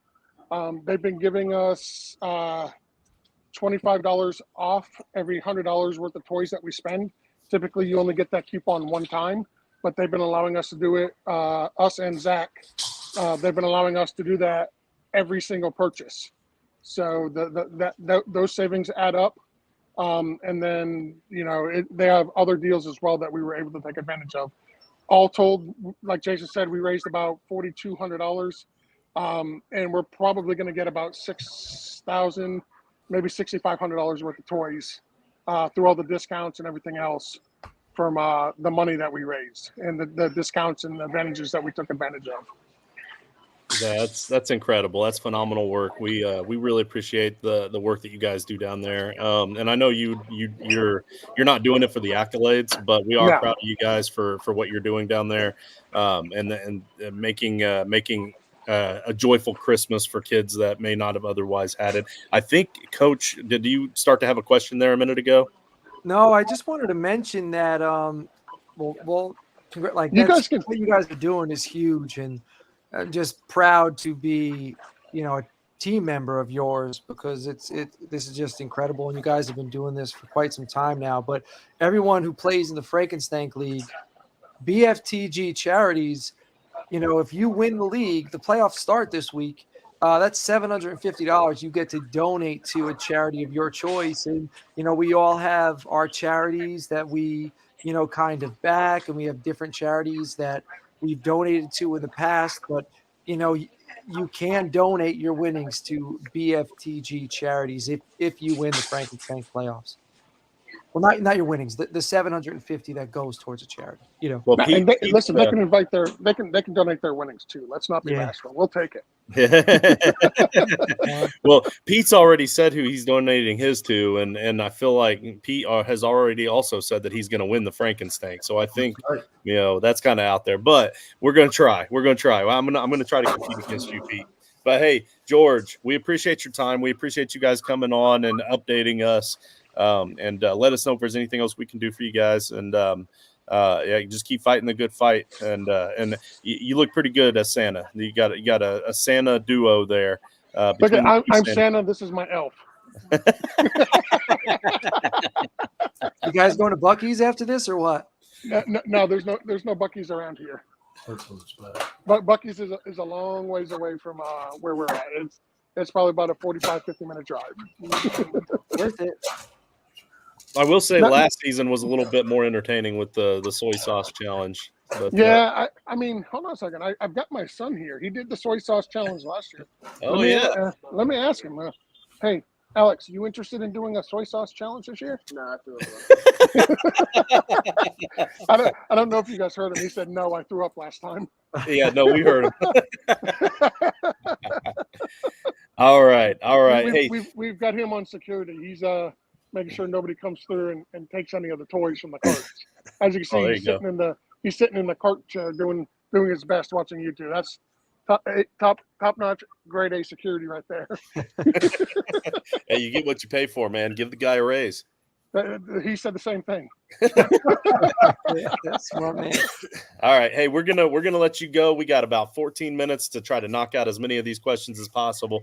But again, appreciate all you're doing. And hey, who's this? That's Zach. Hey, Batman. that's Chalupa Batman. I recognize that guy.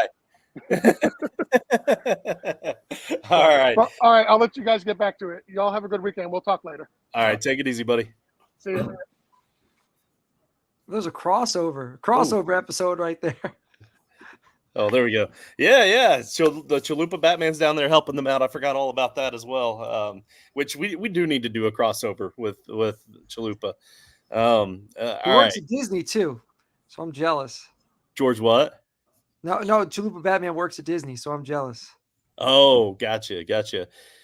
So I got thrown off on our post here. I don't know where we left off. Oh, here Can it I is. ask a question? Yes, sir. Frankenstein. I All need to right. start one of these running backs. James Cook, Brees Hall, or Tony Pollard? This is my toughest question of the day. Like my toughest choice of the day. James Cook, Brees Hall, or Tony Pollard? Yeah. I know you're itching to go Tony Pollard, aren't you? No, Really? I have right now. I got James Cook. Yeah, I'm I have leaning no Cook. faith in Pollard against the Eagles.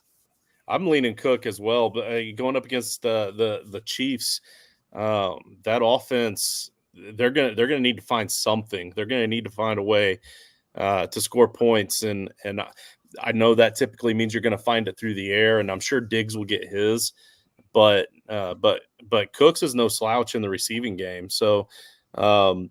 So I'm trying to find the target share, but I know he had 7 targets against the Eagles a couple of weeks ago. He had 3 catches, 2 catches, 4 catches. So he's heavily involved in that backfield, and I think you're going to see some screen passes designed to go his way.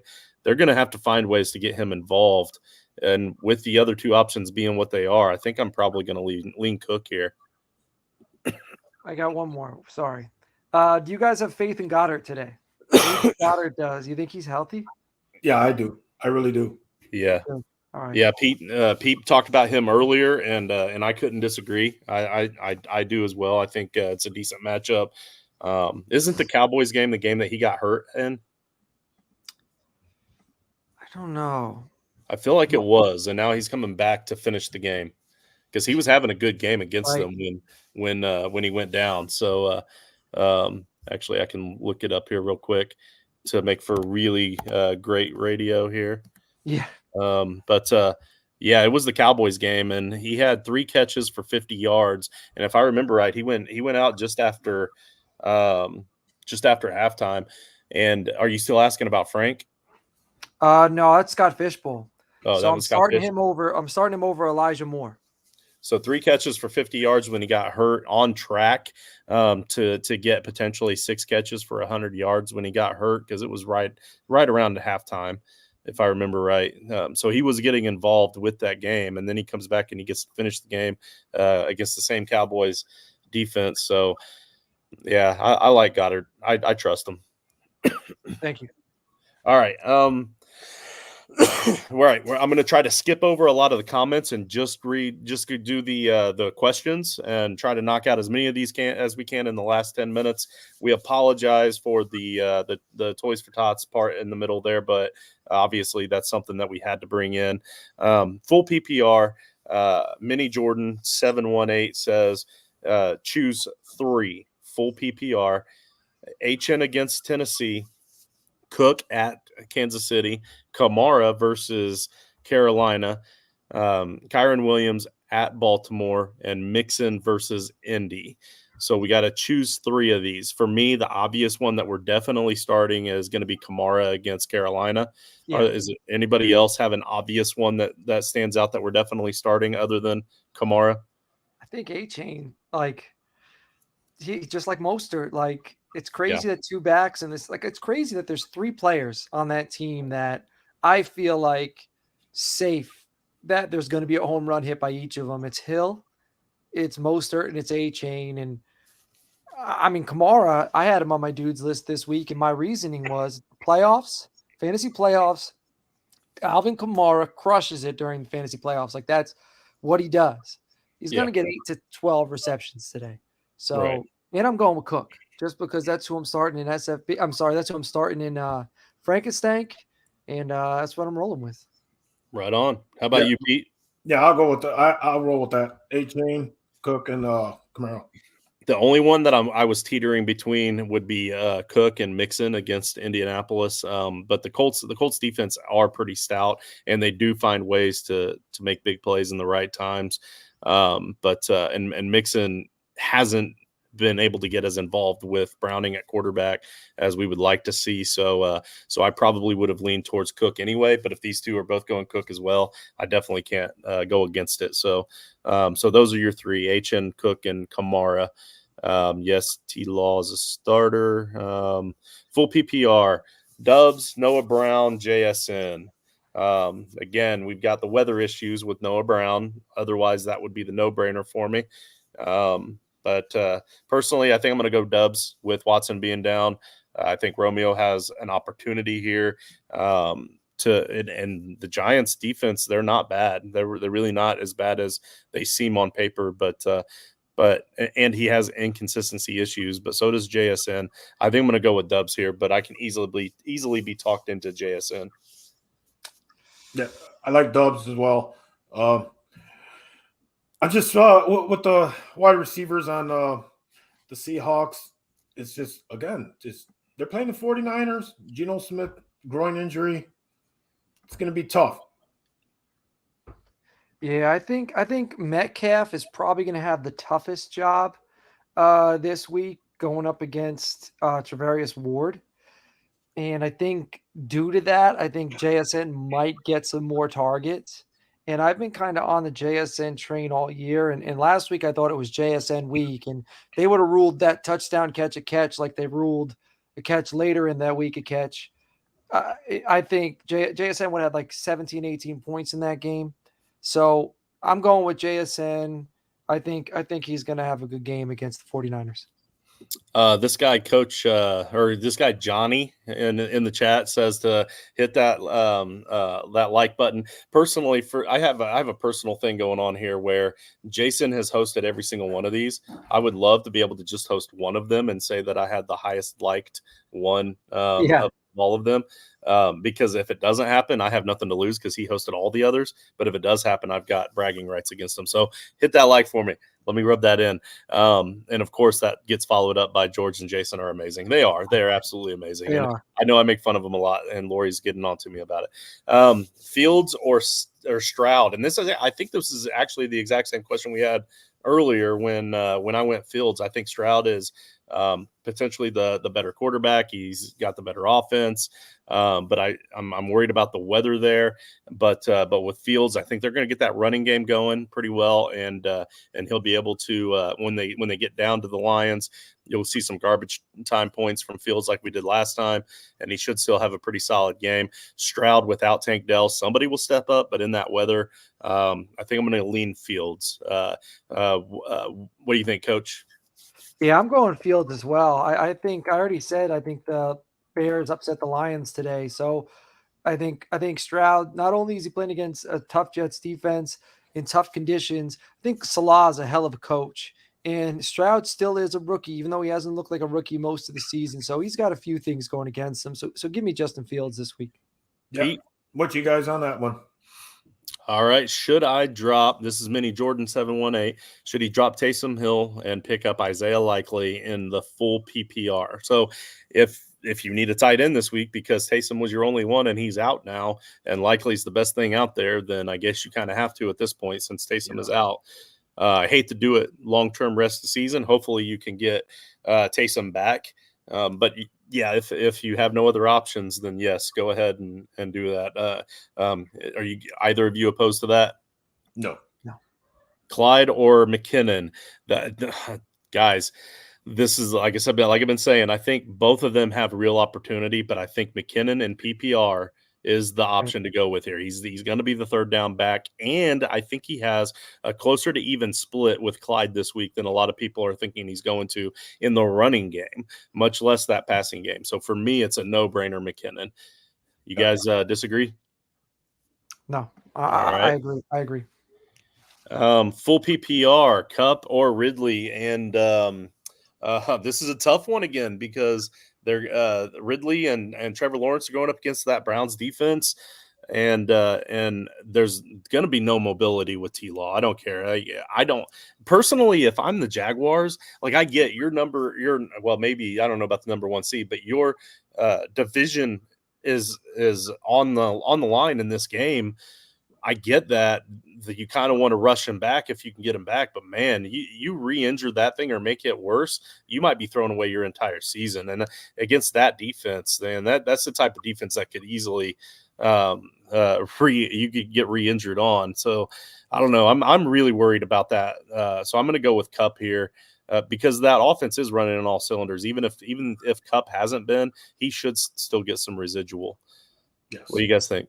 Yeah, I'm with you on that one.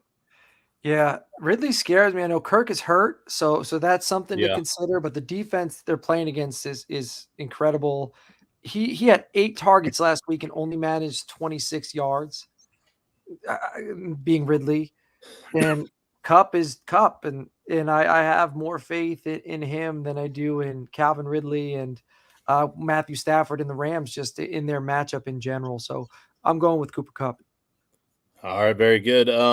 This is a Frank question. We've got Keaton Mitchell, Jerome Ford, Gibbs, and Jalen Warren start 3. Now, unfortunately, Jalen Warren has already played, so we don't know if actually, you know what, Coach, I'll go ahead. Well, if you have to start 3, okay, then obviously the other 3 because Jalen Warren's already played. She updated it. She updated it. Oh, okay. All right. So start 2. All right. So Keaton Mitchell, Jerome Ford, or Gibbs. So we're going to go I'm definitely going to go with Gibbs in this one.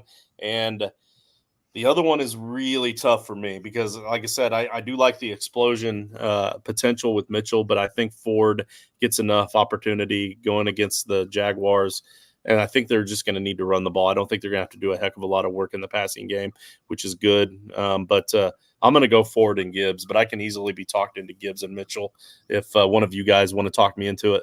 I like Gibbs and Mitchell just because I like Mitchell's opportunity in a bad weather game in Baltimore where they're going to need to run. I like his home run potential. So I think I'm going to go with 2 guys, I think, with high upside, Gibbs and Mitchell. Yeah, I'm going to go with Gibbs and Mitchell on this one as well. He should do well. They're going to put the ball a lot on the ground. They're going to run the ball a lot with the bad weather. He's going to get a lot of opportunities, and he could break a couple. Yeah. So, Lori, I'm going to pull a Jason here, and I'm going to go Gibbs and Ford because that way, if I'm the one that's right, I told you so. And if they're the ones that are right and you went with them, then you get a better fantasy output. So, so there's that. Spears over Chandler for me. Yeah. Good there. Okay. Yeah. Chuba, CEH, or Mostert. This is Mostert all the way. Yeah. Oh, yeah. Let's Tone, see. that's Tone who's competing against us this week. Good luck, Tone. Okay, that's CEH all the way. Yeah. Let's see. Spears and Gainwell, are they drop candidates for a tight end, not Chandler? I'm keeping them bold. So if it's This Spears, goes back to that Gainwell, question about the tight end earlier in that league where gotcha. you remember. So Yeah. So Spears, is it Spears, Gainwell, or Chandler are the options? Because no, just Spears and Gainwell are the 2 running backs he has on his bench.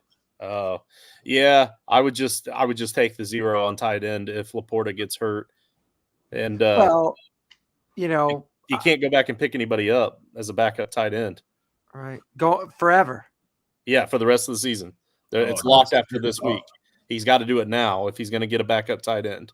Yeah, take it. Take the 0. Yeah, just take the 0 because the value there with those 2 guys. If the starter gets hurt, is you're winning a championship compared to what you're missing out at taking a 0 at tight end, where that tight end position, a lot of guys are getting close to 0 anyway. So, yeah. Roll the dice, man. It makes me reconsider knowing that if I drop one of these guys, nobody can pick them up. Like maybe I drop Gainwell because then nobody could, I don't have to worry about playing against them. So that's a fair point. If you want to play it that way, then that's kind of the safe route.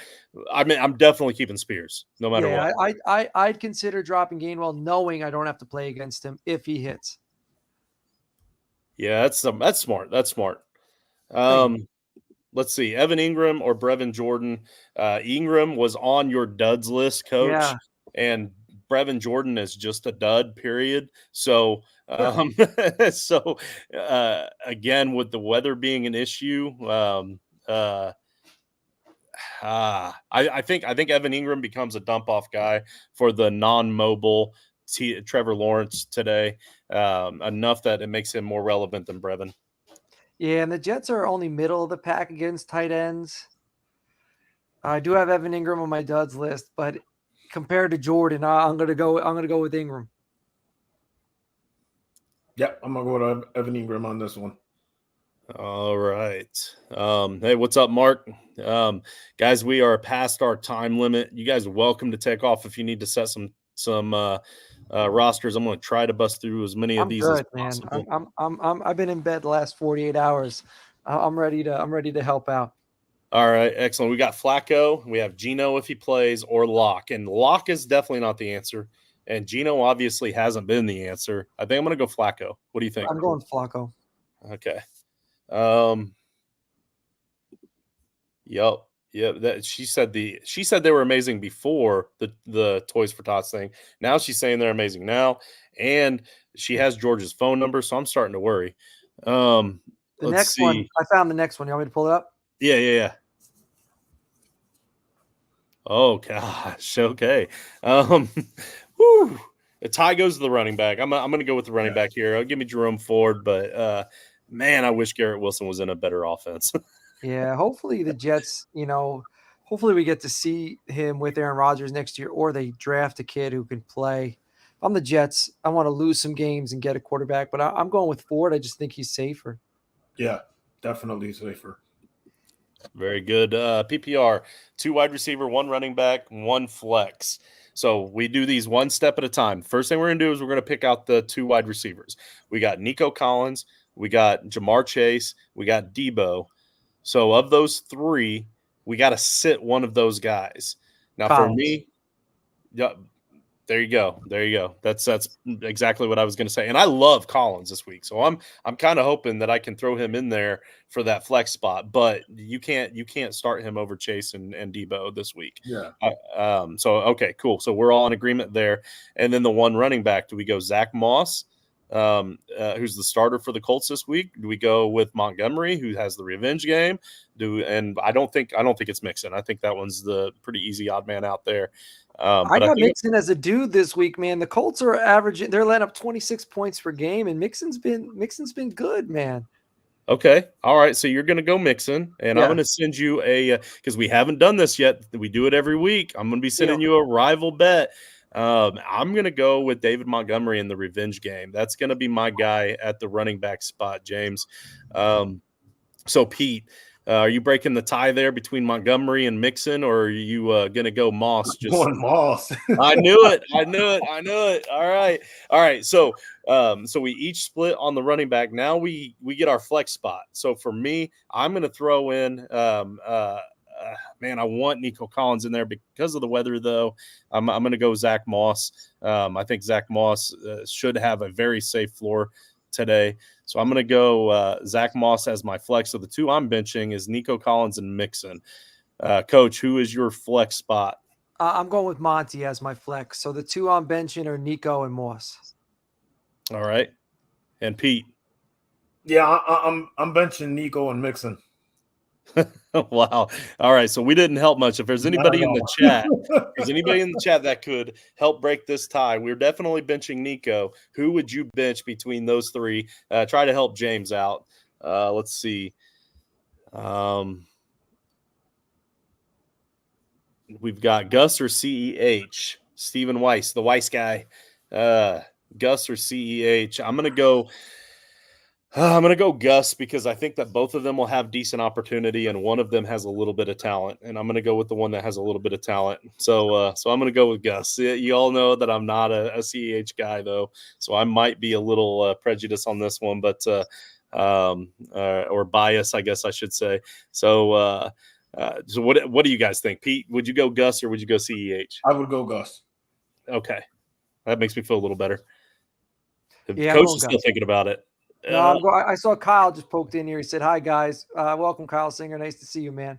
And I also saw that Mark Simon's benching Moss. So Mark Simon agrees with me. So thank you, Mark. But I'm going with Gus over CEH. Right on. And Mark Simon also said that he's taking the Rams with the upset as well. So there you go. I think that's also an agreement with you, Coach. I think that's just your ghost account. Let's see. Justin Herbert or Gardner Minshew? Let's easy one for me. I'm going Justin Herbert. Yeah. I'm going with Herbert too, but it's easy. Gardner's been good. Gardner has been good enough. I like his moxie, man. I love everything about that guy. You know, I've been a fan of his since he came into the NFL.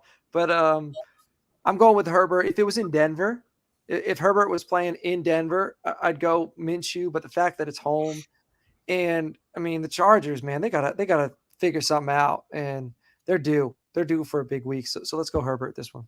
See, Gardner Minshew to me is Tim Tebow. And the reason I say that is like everybody loves the man. And I do love Gardner Minshew as a person. Like he's fun. He made some good throws last week, man. Like, and he also made some horrible decisions. But he made better throws than Tim Tebow's ever made. No, ever. I agree. On the field, he's also better than Tim Tebow. But I'm saying everybody loved Tim Tebow for fantasy for that one half a season because of how good of a person he was and how fun of or all the nice good things he does. They didn't take into consideration what was on the field. Gardner Minshew is a great backup, and I hope that the Colts are able to retain him and keep him as a backup. But come on, man! Like it's just 312 yards and 2 touchdowns last week. Yeah. He also almost cost us the game on a few different situations.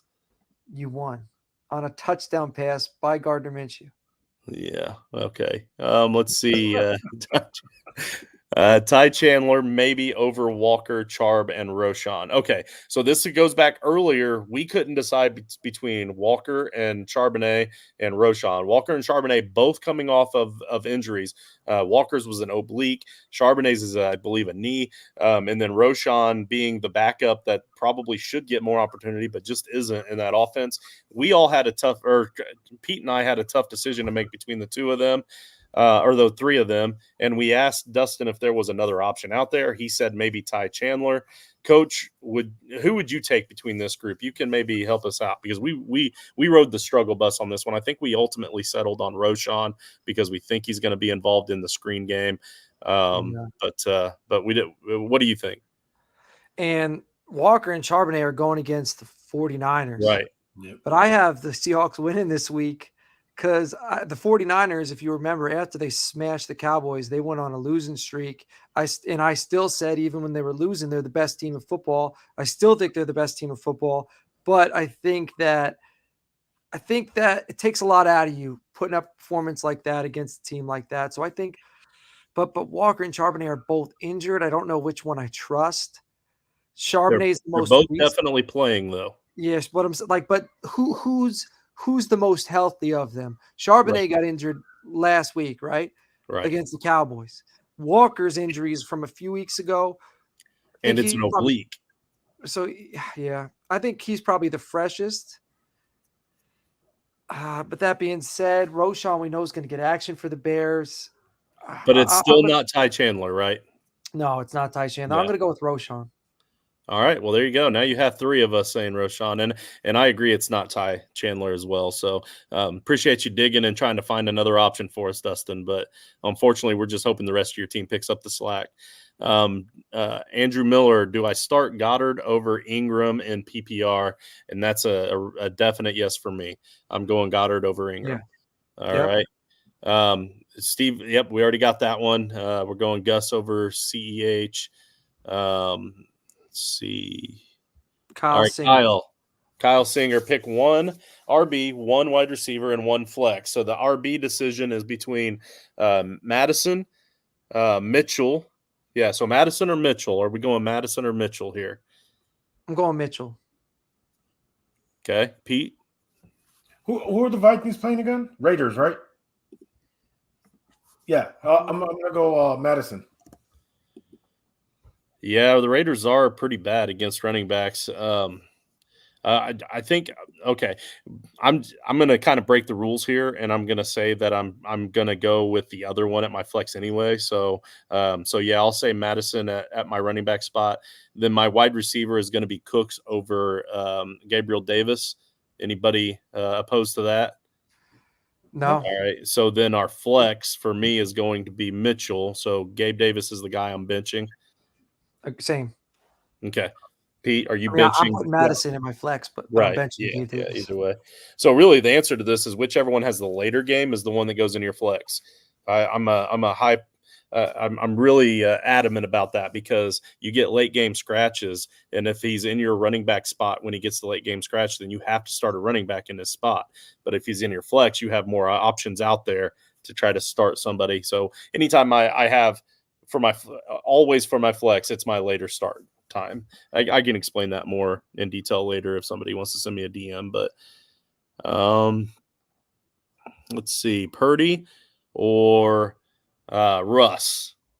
Purdy over Russ. Mark says I'm starting Purdy over Russ, right? All right. So Purdy only 14 points last game against Seattle. So I think that's what he's concerned about. Russ has the better matchup with the Chargers, though. So and honestly, I don't hate it. I don't think that Purdy will have to do a whole heck of a lot. I know Coach has the Seahawks as his upset this week, but I can see One of a my heavy. upsets this week. Yeah, one of his many. I could see CMC having his normal big game, and they don't really need to rely on Purdy as much. But yeah, I think 14 points is probably an outlier. He probably does better than that. But I like that Russ matchup against the Chargers. So you're right to second guess yourself. I honestly think I'd probably lean towards Russ in this one. Pete, how about you? Yeah, definitely Russ. The Chargers defense is just horrible, and they're going to give up a lot of passing yards. Just over the passing yards, even without the touchdowns, it's going to be a lot of points. Coach? Yeah, I'm going with Russ as well. Seattle's secondary hasn't been great, but they looked strong against Dallas. This is another game I think Seattle's going to be up for. So I'm going with Russ. In a nice environment in LA. He should be able to throw the ball. Cortland Sutton should have a big game. Justin's favorite wide receiver. So yeah, go Russ. Krana started us off with like 5 or 6 questions to start the show, and now he's sliding in here to try to help finish us up with the second to last question. Herbert or Goff? I love them both this week. I think I'm going to lean a little bit more towards Herbert. They both have great matchups. Goff has the better weapons that are healthy right now, but he's also not the better of the two quarterbacks. So give me Justin Herbert at home this week. Anybody starting Goff over Herbert? No. I'm not. I'm going to go Herbert. Definitely a close one, though. And then Purdy or Stroud. This one is a little bit more difficult for me, but because of that weather issue and him, he's missing Tank Dell. I'm gonna go Purdy on this one. I think it's gonna be close. I think it's a good question, though.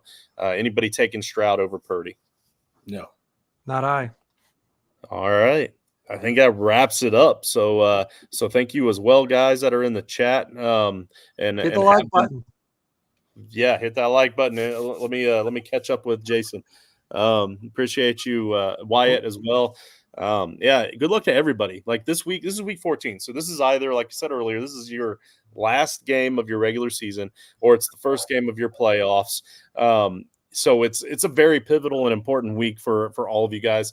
I don't know if we're continuing title time next week or not. I guess it's going to be up to Jason, and we'll figure it out. But if you still need start sit advice, don't forget to get hooked up with us in the Gilded, where we have a start sit channel that's all about asking start sit questions. We can still answer all those questions. We've got a playoff challenge that Coach does every year through My Fantasy League that is absolutely fun, where you can only choose a player once throughout the entire course of the playoffs. A lot of funness there. We've got football that's about to start in a few minutes, and I have several lineups to start, so I don't want to get too much in detail with it, but make sure you stay tuned. Tuesday night we'll talk a little bit more about it on the flagship show. Pete, man, we really appreciate what you've done for the Title Tribe, what you've done for our show, for our network, I should say. Here recently, you've really stepped it up, and filling in for Rich has been a huge help. And it would have been extremely boring for me by myself for that first hour, just rambling on about my favorite players. So I appreciate you coming on, Pete. Yeah. It's been fun. It's been real fun. And then Coach down there battling influenza or whatever the hell it is that he's. My flu game. It's my flu game.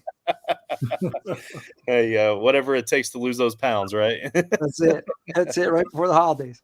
All right, we love you all. Good luck in the playoffs, and thank you so much for tuning in.